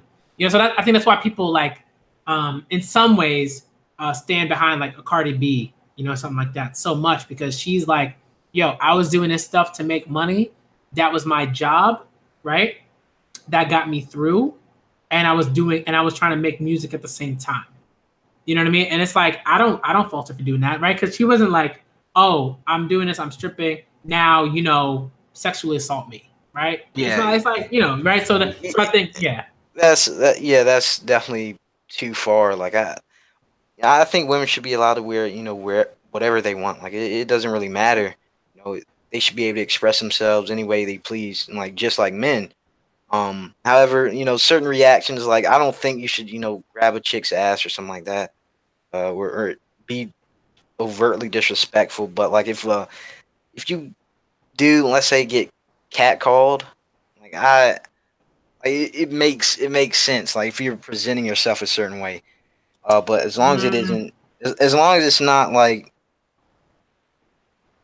nah, but I too was bad. Like, I don't know. I don't know. I would say like for that, I think again it just comes down to like it's like you don't have to catcall, right?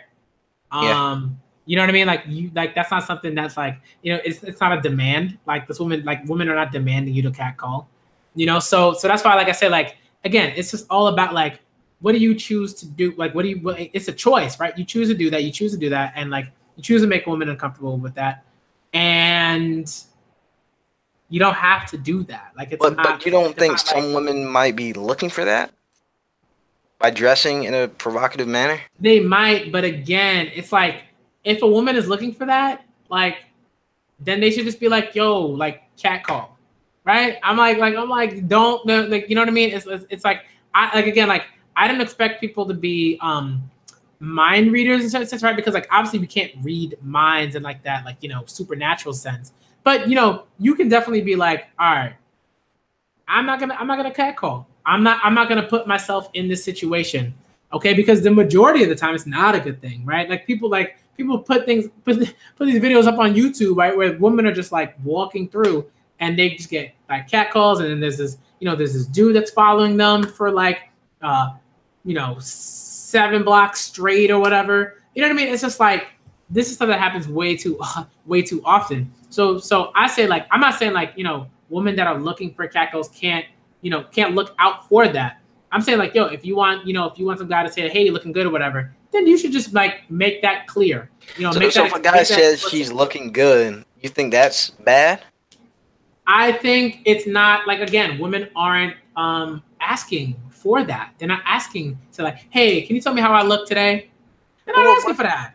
so what about vice versa? A man walking down, like he's in a suit or whatever, he's looking good to a woman, and she says that he's handsome or something like that. Do you think They, that's they bad should, too? yeah, they shouldn't do that either. Why are you doing that? Because Didn't it's a ask for that. compliment. You don't compliment people.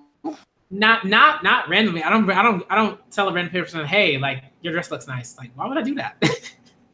I'm You from know the what I mean? South. I'm from the South. Like I see Okay. that shit all the So time. that's like, I mean, I think like, okay, so I think like in some ways when we have these conversations, I do think like that those sort of like cultural differences do matter in a way. Because like if you like to like if you're from the South and like in the South, like that's the thing. If someone's like, hey, like looking great today or whatever, like right in a respectful sort of Yeah. way. In that sense, if that's something that you do and that's the thing, then I kind of understand that, and I think that that's why again we have this conversation, and I learned a bit about in that sense, and then like hey, like this is sort of a thing, but I also think that just like you got to be aware that, and you got to be willing to like learn about that stuff. Like for me, it's like hey, that's something that I just learned about, so I can ask people and I can be like hey, like okay, like how would this go? Like if I'm taking a trip, like what are some things that are pretty like normal? Is it normal for people to be like, hey, what's going on? And like, in the middle of like the road or street or whatever. And I think that is. I think that's a pretty normal thing for people to just like say hey,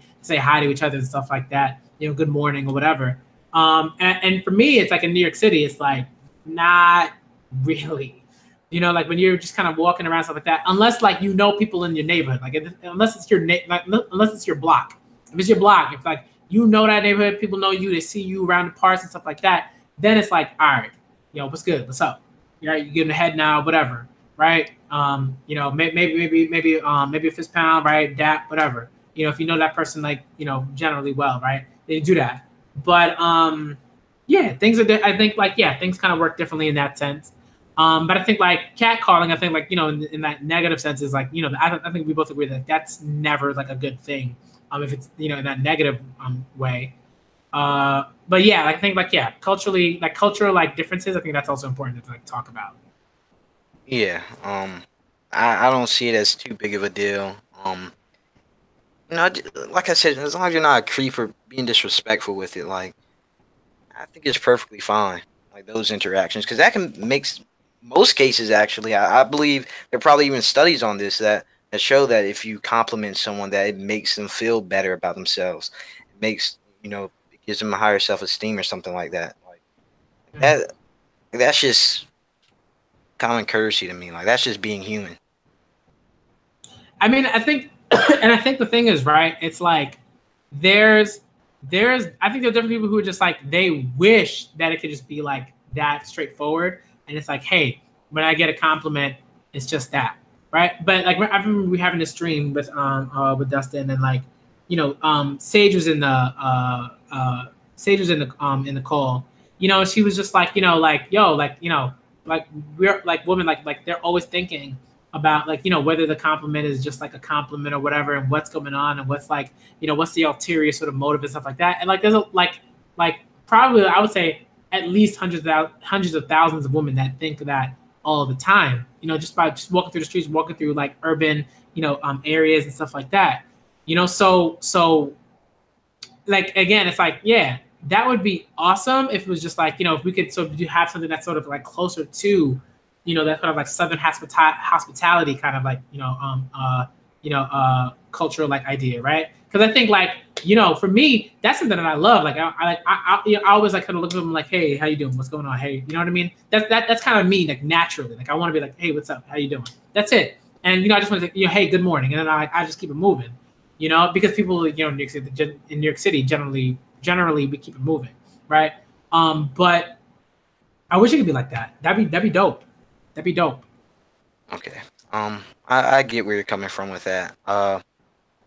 You seem like you just want to eliminate any chances of people being feeling uncomfortable, because if you don't say anything, then there's no way for anyone to or to feel uncomfortable. And just like right and for me it's like there's distinct like sort of situations, right? Like or spaces where it's just like you ain't have to do that. Like you didn't have to hit on that girl, or woman or whatever, right? Like let's say if you're like 15, and there's another girl and like she's from your school or whatever, something like that. You never talked to her before or whatever. Like you didn't have to like start hitting on her or whatever, strike up a conversation. You could have done that, you know, somewhere else. Like, you know what I mean? Like I think when it comes to when you're moving from K through 12, like you have more opportunities to talk to people. Like if someone's in your class, like you have, I think you have like every right to be like, hello, you know, and just be like, hi, my name is whatever, right? You have every right to like introduce yourself in like, in a proper manner, right? In the classroom, in that way. Hitting on someone in the classroom is like, what are you doing, right? It's like hitting on someone on the bus. What are you doing? Hitting on someone on the train, especially like it's like a public, MTA or whatever, or like the like trains going to like other like states and stuff. It's like, what are you doing? You know what I mean? It's like there are just ways in which like you don't even know who this person is. Like, how do you know that this person is like the person that you're gonna end up with? Like you don't like, right? Again, like you don't know that. So for me, it's just like, don't like project your own ideas about what this person could be onto that person. I think that's generally what happens in those situations. And I think I think more often than not, you have people that are just like, yo, this person is attractive. I want to have sex with her, and that's it, right? And that's why when I was in that stream with Dustin and like Payne was just going on and on about like how he's like, I don't care, da, da, da. I was like, that's trash. Like that's like a trash like way of like moving, and of doing certain things and of interacting with women. Like, well, some people can't really help that. Yeah, I mean, yes, you can. If you were an adult, and you like, you can be like, all right, I'm not talking to this person. Like, you could do that. You do that all the time. You do that. Right? You do that all the time. You travel somewhere. You don't talk to nobody. Feel like you're sexually attracted to someone. You want to have sex with them. Like that's. No. I mean, I'm not saying you can't be like. I'm not saying you can't be attracted like to people. But you want to have sex with them, so the only way to do that is to. Yeah, but again, there's just a way to do that. I also want to say, like, it's not like there are people that aren't okay with being approached. It's just like I would say you kind of have to assume that people, like, especially like in certain spaces, don't want to be approached like that. They just don't. What I will say though is I think like, like it's probably true that there are areas, towns or whatever, where maybe that's like a thing that's deemed like extremely normal, and women are okay with that. But I think generally, if it's like, yo, for the most part, I haven't heard too much, too many like testimonies or whatever, or tweets or anything like that on like women being like, you know what, I want guys to like to hit on me on the bus. So that's why for me, it's like, again, it's just spaces. There's just certain spaces where I think like, it's just a nah, but that's not to say that there aren't any spaces where you can do that. There are a bunch of spaces where you can do that. I just think that like, for me, I think there are just a lot of guys who were taught like, hey, you got to shoot your shot. You never know. And I'm like, for me, like, and I think for a lot of other people, like, it works out just fine. A lot of times what happens is, you talk with someone in different settings, right? Maybe like, you don't ask someone out at work, but you have like a sort of like a function or whatever. And, maybe you exchange numbers or something like that. And then something happens, it's just like, there are things where getting together, hooking up, whatever happens organically. I think that too many people put way too much weight on, like chasing women in spaces that, quite frankly, like are not going to work out for you. You know what I mean? I think that can happen organically though. Just meeting a woman on the bus, I think that's kind of organic. No, I mean, if it depends, because it seems like you're trying to like maybe we're looking at it different ways. Like you think these people are preying on women. Like once this girl hits the fucking bus, like there are definitely mad dudes out there that do that, right? And I was talking with Matt B, and Matt B was just like, yo, fair game, man. And I was like, nah, get out of here. You know what I mean? Because it's like we're not hunting like antelope. You know what I mean? we're like you know what I mean? We're not hunting antelope. Like, this is like, I think we're much more like civil or we have the capacity to be way more civil than that. You know, so that's yeah. Yeah, but I get what he was saying though. It's like you can't. It's different when you're trying to, I guess, get with a chick. Like it's not like talking to some random dude on the train. Like you're trying to, you have an agenda. Like you have a goal. Like you have to be patient. You know what I mean? You have to, like, it's a whole plan that you have to go about. So it's like I get what Matt was saying with that. You have I to would say, yeah. find I the would right say, moment. It's I I get the like, analogy. but even that, right? It's like that's not even organic. That's so much work. Why do you why is this so much? Why are you putting in that much effort to like concoct this like plan just to like start a conversation? I'm like, if it's supposed to happen organically, then it will. If it doesn't, then then it doesn't. And then you have to just be like, you have to be okay with moving through this life and like seeing someone right, like seeing someone on the bus and like that, like maybe like you want to talk to. I'm not talking about me because like I'm good, I'm happy, I'm extremely happy, right? But like you have to be able to move throughout this life and be like, oh, this might not be it, and that's fine, and that's fine, right? Like there are like you'll be all right, all right, you'll be all right. Okay, that's kind of how I feel about that. It's like again, there's just like too much place on that. You shouldn't have to like concoct like this like super like wackadoo kind of plan and like carefully and do all this painstaking work. It shouldn't be that painstaking.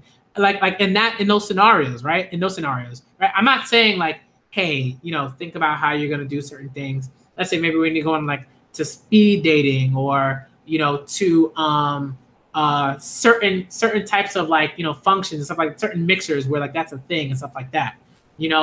Maybe certain types of clubs that like where the setting is kind of like that, and women maybe go to that one particular club for that reason. But even then, I think like you try like if you're doing that much, you're trying too hard. You're trying way too hard.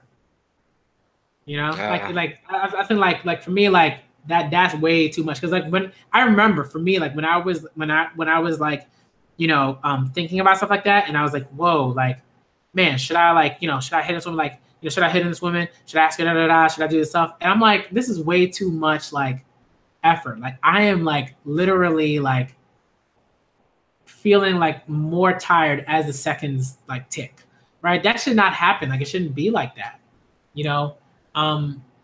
Like when I met my fiance, it was like super organic. It was just like it just happened. It happened in a real cool way. Like so. But if it's someone you have your eyes on like that, sometimes it's not gonna be organic. Like it's you have to pursue.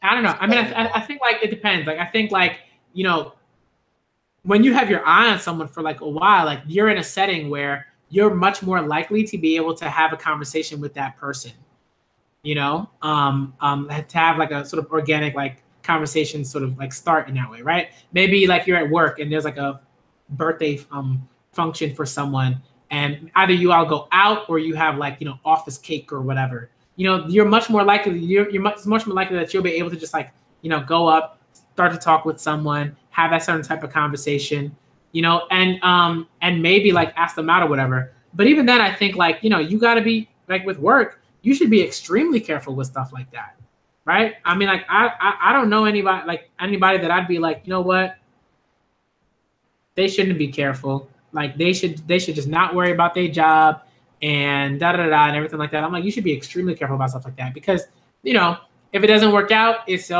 awkward. It's just bad. It's just bad. It's just bad. It never ends well.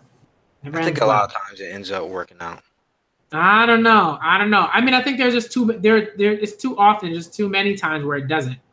And I think like, yeah, this thing, like, I'm not saying like don't take that chance in that organic situation where like you say you're maybe you're at work and like you just happen to stumble upon like just you sort of strike up a conversation in a more organic way, right? Where people are just kind of like maybe they're eating and they're just kind of by themselves, and maybe you're like, hey, you want to talk about something work related, right? There's just a way to do that And I think that to me is like a bit fine. But even then, you know, there are situations where it's like it's just not appropriate to like, you know, hit on like coworkers and stuff like that, especially if there are like, you know, bylaws within like company contracts and stuff or whatever, you know, hiring contracts and stuff like that, where it's like, don't do that. You know, if that's not something you're supposed to do, don't do it.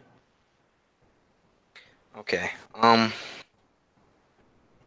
Yeah, I see where you're coming from. I just think that in most cases, it doesn't like get crazy. Like a girl denies a guy, like it's just over. In most cases, it's just over there. But you know, if it could go right, then I don't see the problem with it. Like as long as it's not like some weirdo shit, like I'm perfectly fine with people pursuing women. I think women are actually fine with that. Like I haven't seen too many women like go on about being upset that men are trying to talk to them. Like it's not even that. It's like there's like and another part of it that I think that bothers me. I think we'll end it after sort of this conversation because I do have like other work that I gotta like continue. I gotta get done for tomorrow. But it's just like even just a language. It's like you don't have to pursue like women. It's just like, you know, hey, I am, you know, I'm interested. I'm interested in like, you know, person A or whatever, and you know, you just gotta you know, sorry, but like if you gotta be patient, right? And it's not, you know, it's like don't come up with like some like, you know, super like elaborate like way of, you know, interacting with that person or something like that. Because I think like again, you shouldn't have to do that much work just to interact with someone. Like that's like a lot of work, you know. So Some people are fine with that. not. I mean, if you're fine with that, A lot of men are fine with that. Trust me. that like if you're fine, like a lot of men are fine with that because they think that the right like sort of like right like the prize is sex. And I'm like, again, the language there is so it's just like it's really kind of like ugh, you know, because it's like you're not worried about like again like you should always be like worried about not worried about but like you should always be you know thinking about like the woman and like how they, you know, how they view things and how they want to be treated and things like that, right? There are like I don't know how many women are like, you know what, I love to be viewed as someone who's solely being pursued for sex and that's it. And I'm not saying that that those women aren't out there. I'm just saying that like they definitely don't make up the majority, right? They definitely don't make up the majority. Those women are definitely out there, and like and that's a fact. I've known a couple, like two women who were like that, you know, and it was like, all right, and I was like, cool, all right, but like those two women don't make up the majority. All right, so I think like again, it's just the more of it is just like, and it's not saying that like you can't want to right, like it's not saying that you can't be attracted to a woman or anything like that. It's more like you have to approach that in a respectful way. You got to do that, and you can't like, and it's not respectful to be like, oh, I'm only interested in this woman to like to because I want to have sex. Like in those situations, right? There are other situations where it's like very clear, like yes, I'm only interested in this woman to have sex, right? Escort services, stuff like that, right? Swinger, maybe it's like swinger, sort of like get-togethers and stuff like that, right? Those are spaces where it's like very clear, yo, we're all here to have sex. That's what we're here to do, okay? And have a good time with that, right? And still be respectful in a way, you know. So that's kind of how I feel about that. I just think like too many guys. I think it's okay to be like I only want to have like I it's okay for me to only want to have sex with that woman and to not really give a shit about how the woman feels about that. But that's what bothers me. You know, I think that's never right. That's never right. Well, that's not that it's never right, but it's never right. Like in the situations that we're sort of talking about. You know. So again, we just gotta, you know, this it's just like, you know, some people like don't have sex ever. I'm like, I didn't say that. I didn't say that. And again, like when you have to limit yourself to that, like the only situations in which you can have sex, like or get to that place is by hitting on women in that way. Like, bruh, like I know me. That's not how any of my sexual encounters happened. That's so thirsty. That's such a thirsty like idea. Like it's like I gotta do that. You know, right? Yeah. Right? If you're interested in a woman for sex and more, then no, you're interested in her as a person. So no, you're not viewing her as an object. But there's a way to approach it, right? I'm just on Neptune Junior, right? There's just a way to approach that. You know what I mean? Like there's a way to do that respectfully. And I think like, you know, and you know that, right? Like and I think a decent number of us do, but I think there are a lot of us like who just like they just like right, we just like some of us just reveal ourselves and we're just like, man, I just want to have sex and like that's it. And like there aren't like I'm not saying that there aren't I'm not saying that there aren't any women out here, right, who don't like solely want sex and that's what they want, right? And are extremely like right and are hedonistic in that way, right? And that's fine. I never said that those women are trash or anything like that. That's fine. That's their prerogative. Cool beans. Have the sex you want. All right.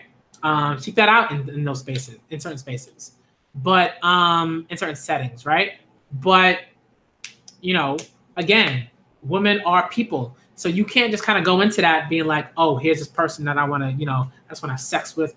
I'm gonna do whatever you know I can to have sex with that person. I'm like, that's so trash to me because, like, again, that doesn't view.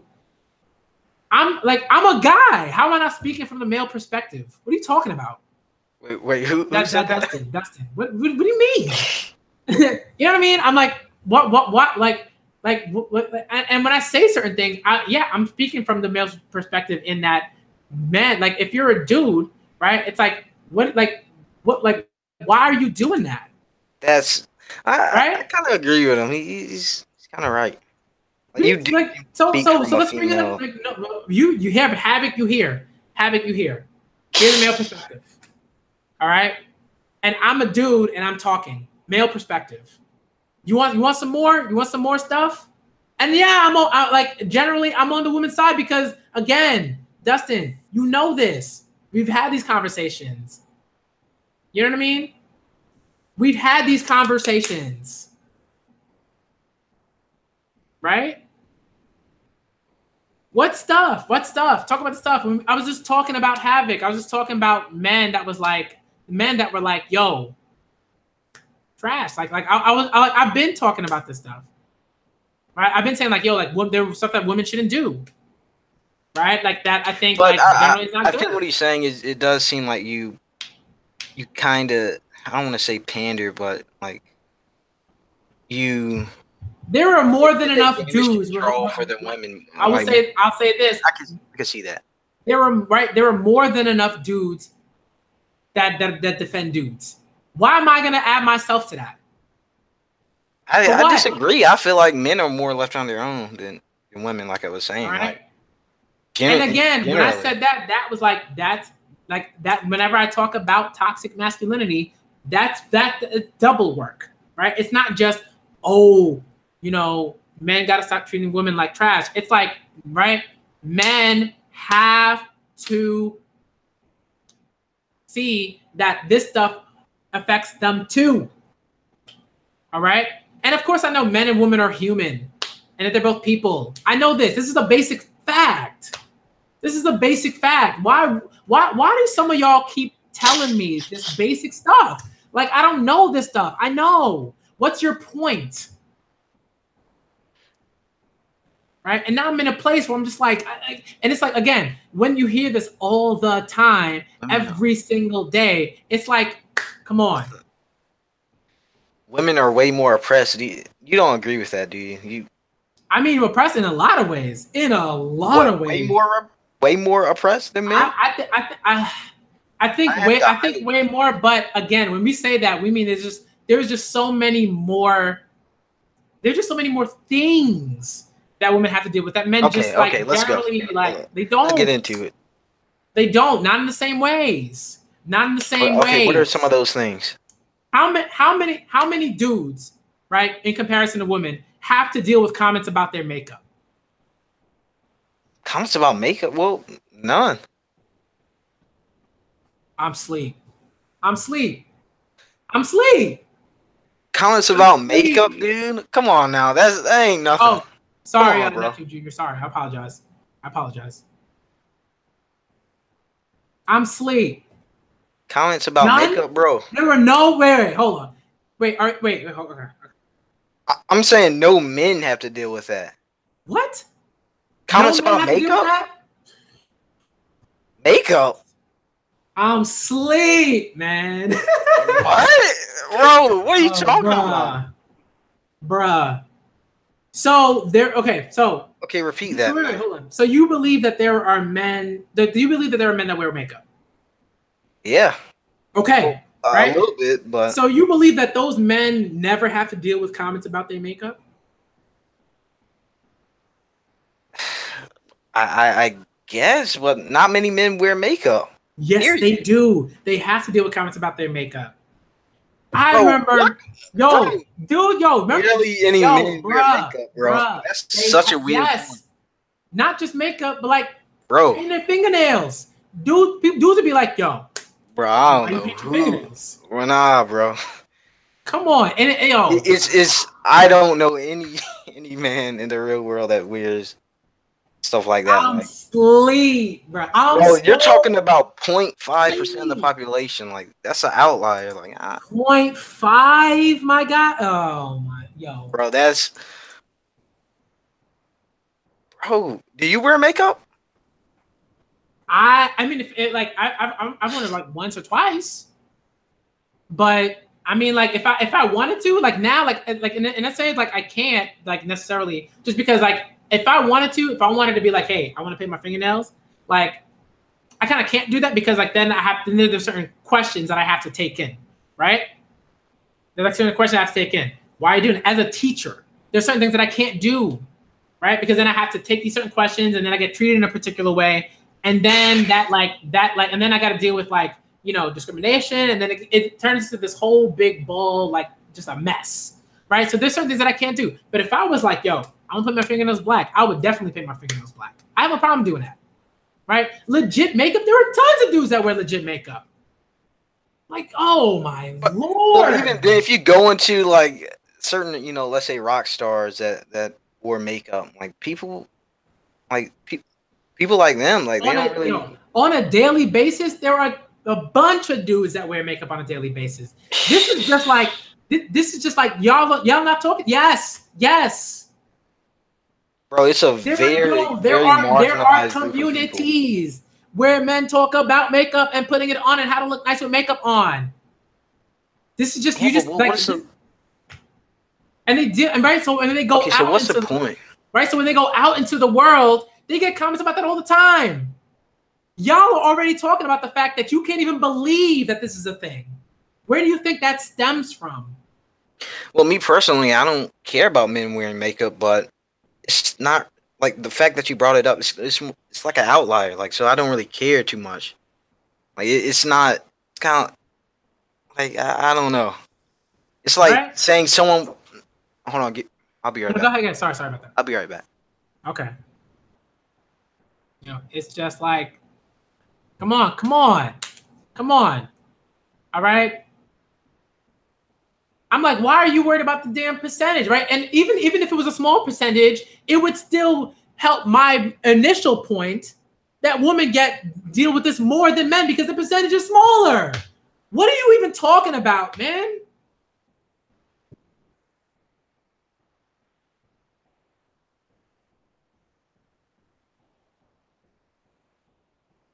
Right? Like, I'm actually a little stunned. Like, it's actually stunning. Right? And again, like the lack. Y'all don't even know. Right? You don't even know, but you have the audacity to be like, oh, well, and to make these particular claims and these thoughts and all these other things, but you don't even know. Wait, so what's going on right now? I'm just talking about like, yo, it's like, right? It's like, Dustin, I know you agree with me, and I appreciate that. Okay, but just like the fact that like if there's like a smaller percentage of men that are dealing right that one wear makeup publicly and walk around and do all that stuff, right? And right, there are, I think we know, right? There are just there's just a larger, right? There's just like a greater number of women right, that wear makeup publicly because it's just like such a staple of like heteronormative life, right?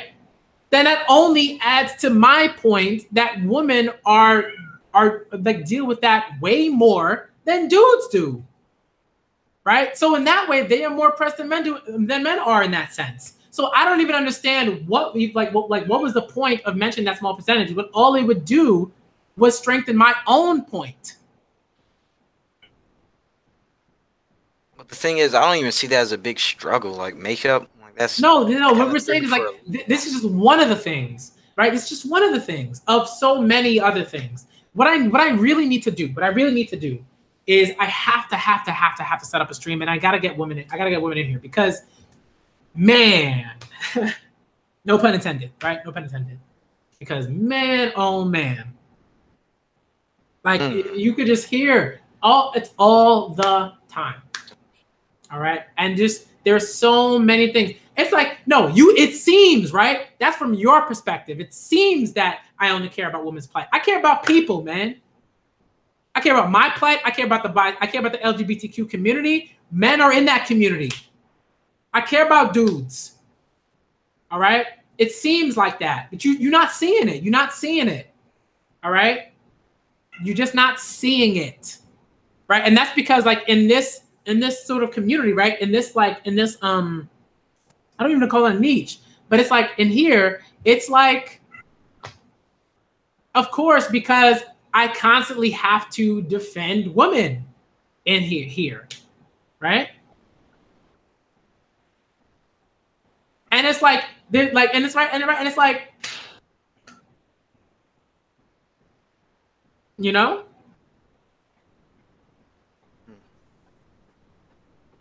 you know what I mean. So it's like I'm always like it's like when I defend myself, I defend bisexual men, generally, right? Like that's what I'm doing. I'm not just talking about me. You know, so I don't know, right? That's because like you're not allowing yourself to see that.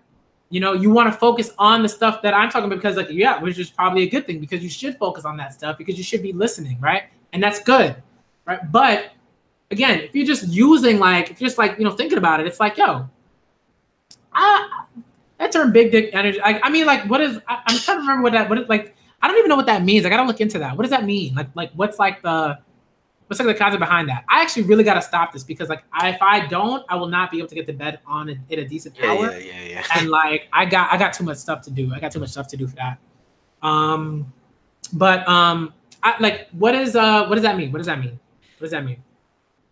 Big dick energy is just like I guess it's like a masculine energy, I guess. Like that's what it kind of means. Is that like if you're masculine, you're if you got big dick energy, like you're who says that? Like who's it's a meme kind of like. That's what I'm saying, right? Wait, a meme like wait, let me look it up. Let me look it up.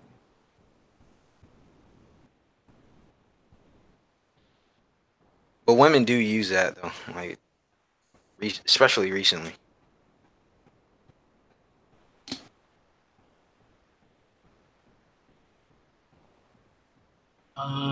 Okay, it's loading. It says like I'm just going with BDE. BDE is an internet slang term which generally means an understated state of confidence. The term was popularized after it was used to describe Ariana Grande's fiance Pete Davidson after the singer appeared to confirm the comedian had a large penis.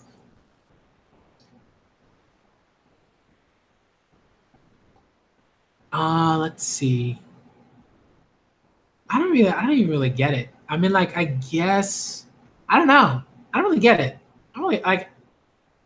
I guess like you kind of have to have like a large penis. No. Or is it like you know what I mean? Because like I think that's where it started. But I don't know what like. Or is it like when it says understated state of confidence? Is it like swag? I guess. Yeah. Something like that. But it deals with men though. Like I wouldn't say I'm a fan of that. I'm not a fan of like. I'm not a fan of like first date. You got small dick energy. Yeah, I'm not a fan of that. I think I'm not a fan of that. I think swag is just different, but I'd have to look into that and see like what is like, you know, what the etymology of swag or whatever. I don't know. But I'm not a fan Stuff of like those for him. Yeah, that's not for me. Women deal with problems across all races, classes, cultures that are inflicted by men. The butt seat problem.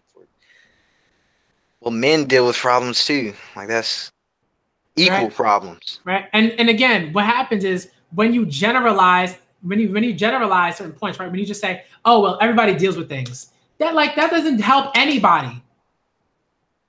Right? It doesn't do anything. It doesn't move us forward. It doesn't allow us to focus and zero in on what those struggles are.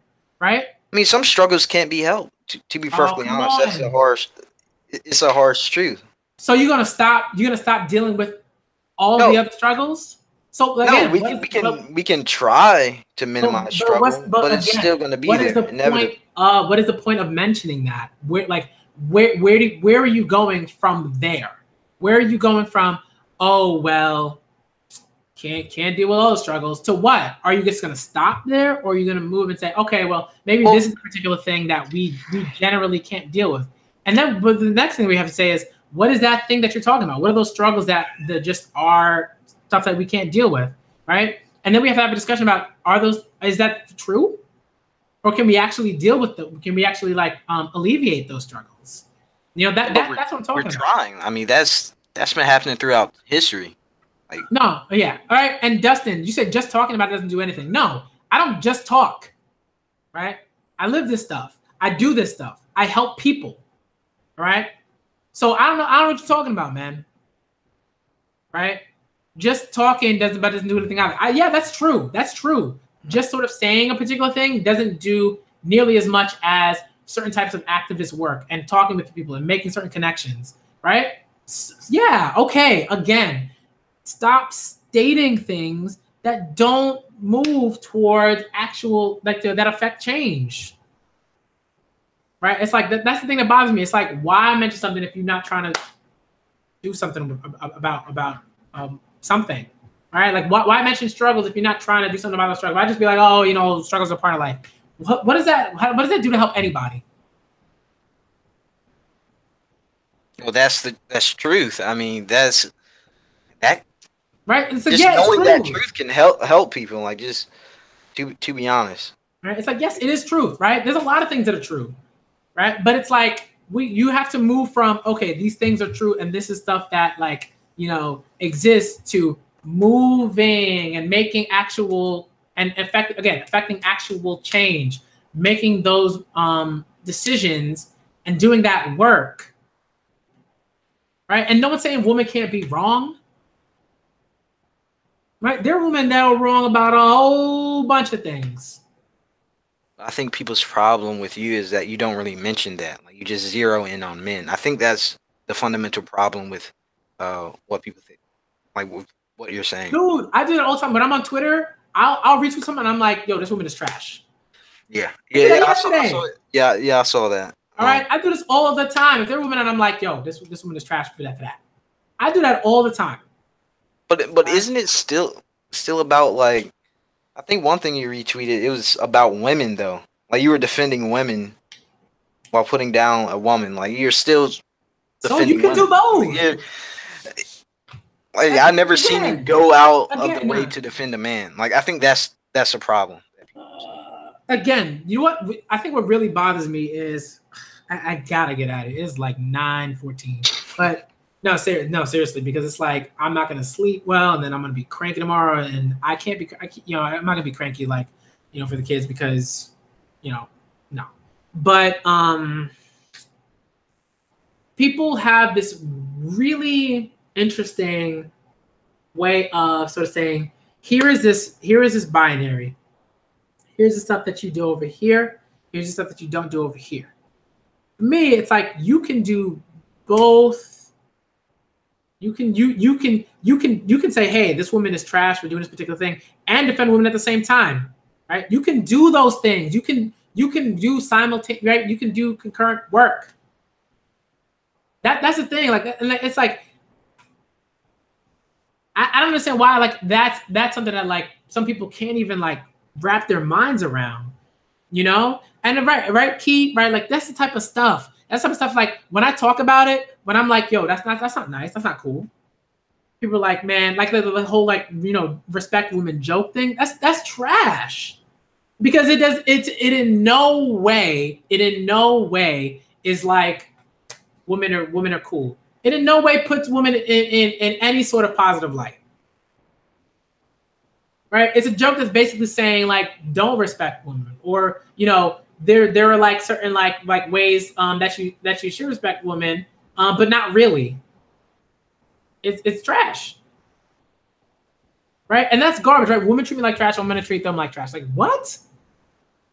That's I'm tired of saying trash. I gotta pick a different word. Garbage. Go with that. All right. Right. It's like when you like, yeah, there are definitely times where you're going to have to pick sides. Doesn't mean that there isn't any nuance to those conversations, right? You actually got to get into those conversations and really talk to people and get into the certain caveats and stuff like that. You can't just be like, oh man, we don't have to like pick sides, stuff like that. I'm like, say that after you've had all those particular conversations and you've actually dealt with, you know, and you actually talk with people and you've done that work. Say that after that, right? But if you're just like, oh well, you know, I'm just gonna come out with, you know, basic dictums and stuff like that, right? Then it's like, what are you doing? You know, and that's kind of the stuff like that bothers me. It's like, of course things aren't simple, right? Like all things, right? Of course all things aren't simple. That's the thing, like, yes, we know that, right? But we have to get to those the particulars. That's the thing that bothered me, right? We don't get to the particulars, and people don't even want to get to the particulars. They're just like, oh, I'm just gonna keep things general. All right. And again, the thing with me is like, not only am I just like, yo, right? Like I'm just like, I'm gonna defend women in the way that I've been doing it to the death.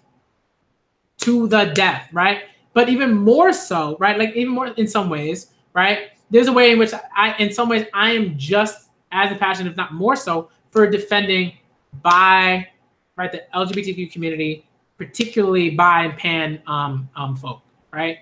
Because that's who I am.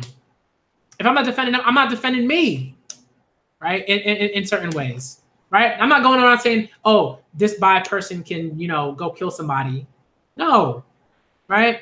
Again, there's nuance to this stuff. All right. When you keep things simple, then you get to say simple things, right? There's a movement from binaries, black and white, to dichotomies, right? Which is not just like black and white, right? It's like discussing how do we view black and white, right? Why is it a binary in that way?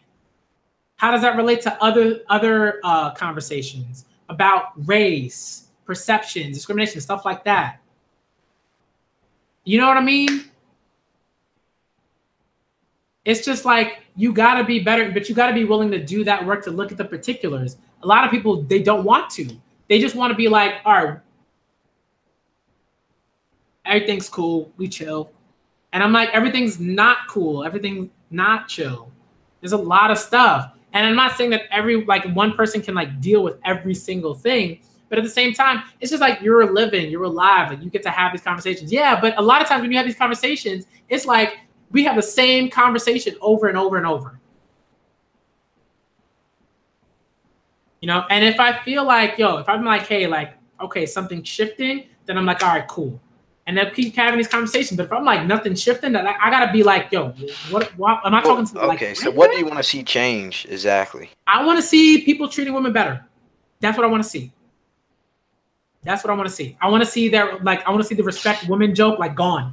I think it's trash. It has no use. It serves no purpose other than saying women are not worth respect. I don't know. Or, you know what I mean? Like, it's trash. What does that mean? You tell me. You tell me what that respect woman joke is. No. But like, what does it mean? Right? Because we know jokes aren't jokes. What does it mean? Tell me. Explain it to me. Explain it to me in a way that I can understand. Respect women. Just, there's no real explanation for it. Like, it's just like people know to respect women. Like that's just obvious because they're human beings. But it's not. It's So what's really the not that joke? deep, bro. It's So really not wait, that wait, deep. wait, wait. It's So really not that deep. what's the joke? What's the joke? What's the What is joke? the joke? If it's just respect women, if we just respect women, what's the joke? Why is it a joke? I don't know. I don't know. Like Right? it's That's what I'm talking about. It's like, right? Jokes have like nuance. They have love layers, right? So it's never just, oh, here's the joke. I think I guess you can interpret it in a way that it comes from people like you that think that women aren't respected. So now they're joking about and saying respect women, even though these people that are saying respect women already do respect women. How? A lot of them don't. So I mean, just treating them like anyone else. Like I think the problem with you is that you think they should be treated like gods. Like you have this. Yeah, right. Because that's what Yeah, I said. like I said they should be treated like gods. I no, said they no, should bro. be Like there's put just on. I said it should be put on. Like they should have a throne, and they should have a pedestal, and they should live on Mount Olympus and eat ambrosia and drink nectar. I said that, right? no, but you put them on a high pedestal. Like No, I don't put them on a pedestal. I just say people should be treated with respect, right? they are in most cases. Oh, come I on, man. generally believe that. Now we're back. Now we're back. Like it's like we're back to square one almost. No, they're not. Are men? Do women treat men better than No, men and treat women? I haven't said that men aren't treated like garbage in certain instances. No, but I'm asking a question. Like, are men treated equally as women? Do you think men are put on a higher pedestal than women? Like when it comes to being respected? Yes, in Is that what you're situations, coming at? yeah. In certain situations, yes, yes, definitely, definitely. If you don't see that at all, I don't know why we're having this conversation. I don't. Look. I gotta be honest because it's like if that's not something that you see, if you don't see that there is spaces and situations where women are treated like dirt and aren't respected in the same way, come on.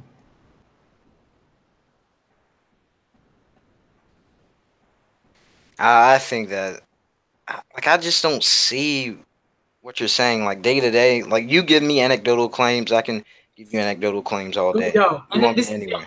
this But is why every stream, every time I go into Dustin streams, I say read books. And and it turned into some sort of joke or whatever. But I'm dead serious when I say that. bro, but you can find anything that No. contradicts what you're saying. I don't want to hear that. I want y'all to read the books. I want you to go out But and what if read I the articles. read I want you to books go that out are, and what if read I the read magazine. articles and Read books the that are books. the what? No, just read the books. Read the books, then come back to me. Then we can have a conversation about what you read. But if you don't read that stuff and you don't do that work, then what come on. Right? Then I can't talk about that stuff in the way that I need to because you haven't looked at it. Like what is that? Okay, give me some reads. Like what? I gotta Any statistics, any surveys, like anything. I can't give them to you now. Here's what I'm gonna do. I'm gonna just compile it.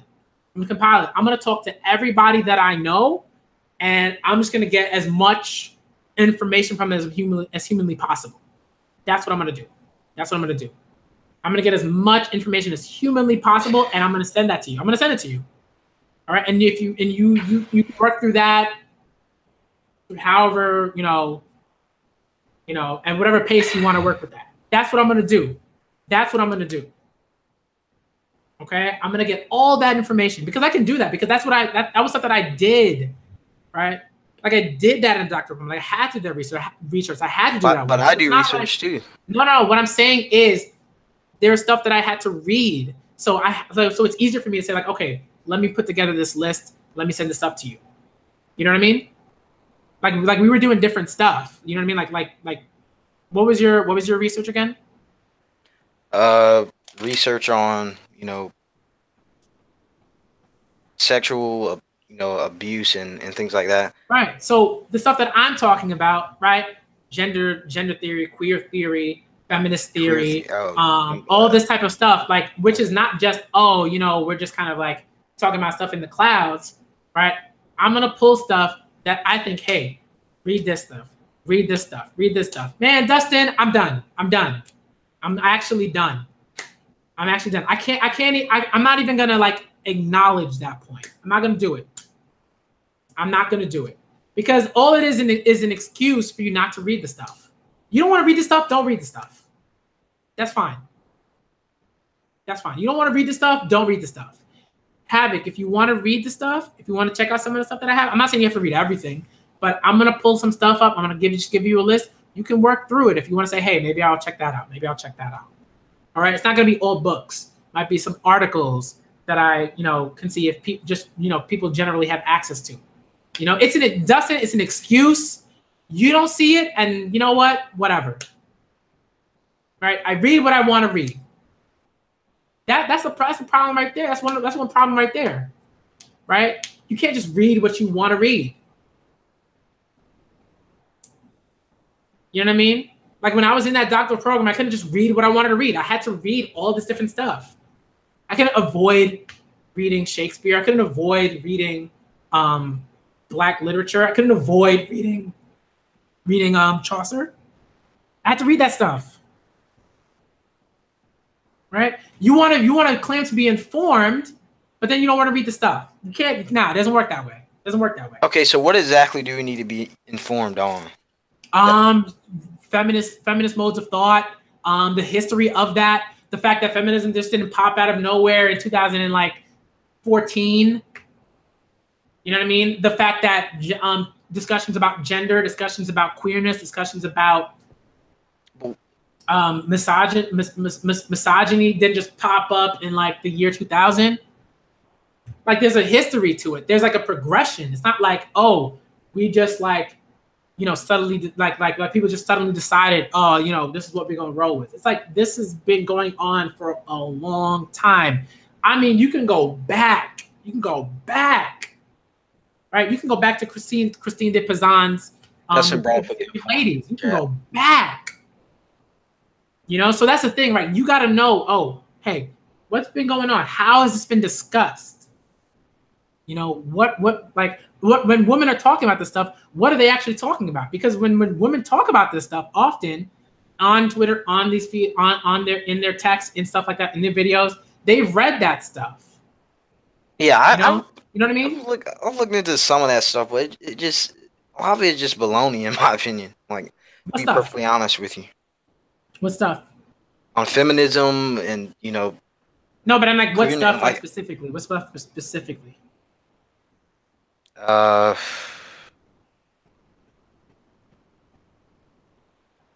Gender being a social construct. From where? Where'd you get that from? YouTube videos, stuff I've seen on YouTube. Okay, I would say actual feminists and stuff like that talking. Right.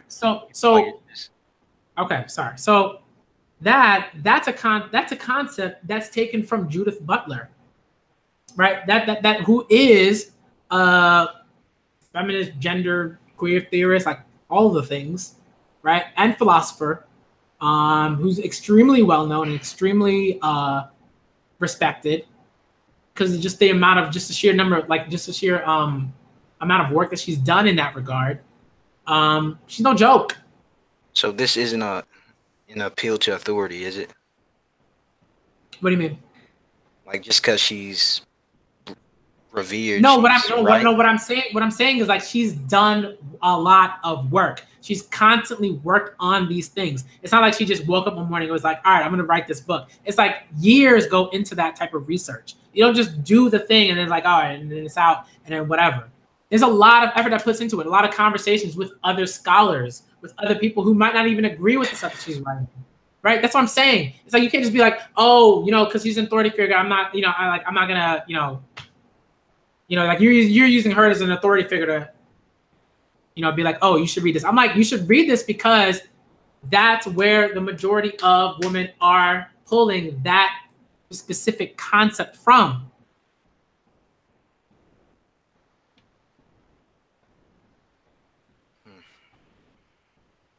You know what I mean? That's the thing. It's like if I'm just watching these videos and I have no idea, and I'm just like, oh, this woman said this on this YouTube video. That's it. Like I'm like, I gotta do that work. I gotta backtrack. Again, that's what research is. You know what I mean? Man, so I don't really. All right, I'm just like I think I don't know. I think I'm gonna take a while. I'm gonna talk to as many women as possible and see if I can just set up a stream and talk about this and talk about these issues. Maybe I have some guys in the stream so we can just kind of back and forth and stuff like that. Because I think that's necessary and guys just have to we have to have that conversation, and I might have to do that like a bunch of times. But I'm just like, I got work I got to do. I got stuff I got to focus on. And I talk to men all the time, man. Like I talk to men all the time. All right. So it's like, what? Nah. But I'm tired. Tired. All right. It is what it is. I gotta end the stream, okay? All right. I gotta end the stream because I really gotta go. I gotta talk to my fiance. I have to get this work done. I gotta type this stuff up. Because if I don't get that sleep, it's gonna be a problem. All right, go ahead, man. Go ahead. All right.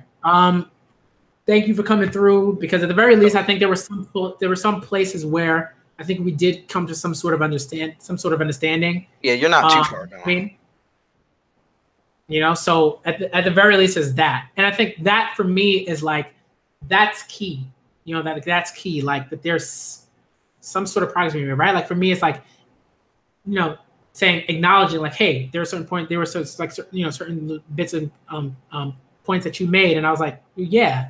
Like yes, men do deal with stuff. Men do go through it, particularly men of color and queer men and the LGBTQ community of men and stuff. And like we got to deal with that, right? So it's like, there's conversations have to happen. I'm not gonna stop having these conversations. I just need to get stuff done and stuff like that. And I just haven't even been able to stream as often. So, this was a stream I just felt like I had to do. Like I wasn't gonna be like, okay, I'm gonna go stream, about My Hero and One Piece, and Promised Neverland, and then not, and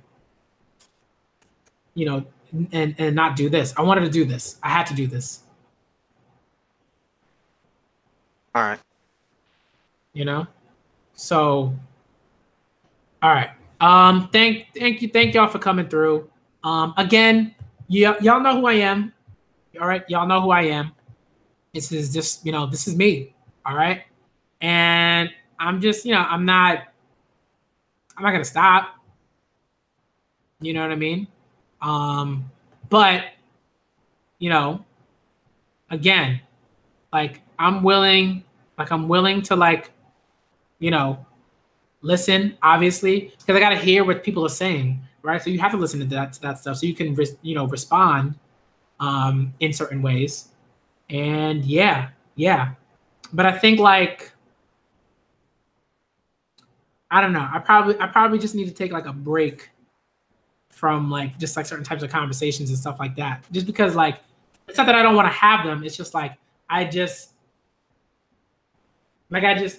don't have the time anymore, and I gotta be really careful to be okay, if I have this conversation, what's going to shift, both on my side in terms of how I'm listening to the conversation, to the ways that people are viewing particular things, and on the others, on the side of others, if someone's just I'm not going to change my view at all in terms of treating women in a certain way, and seeing that these particular things are a problem after reading all that stuff, then I'm if you know you ain't gonna change it until you die, that's a waste of my time, because I'm why am I having a conversation? You know what I mean? All right, bro. I'm not talking about you going on. No, I'm just saying you might want to go to bed because you're just I don't want you to keep going on forever, bro. Yeah. You gotta go. Yeah, I gotta go. Oh man. Yeah. Don't Thank want you you to for keep no, going. yeah. Because I probably would have. All Yeah. right. Thank y'all for coming through. I'm the Black Manga Critic. You already know what it is. Thank you for coming through, Havoc. Yeah, bro. All right. I gotta go. And Deuces. I'm out.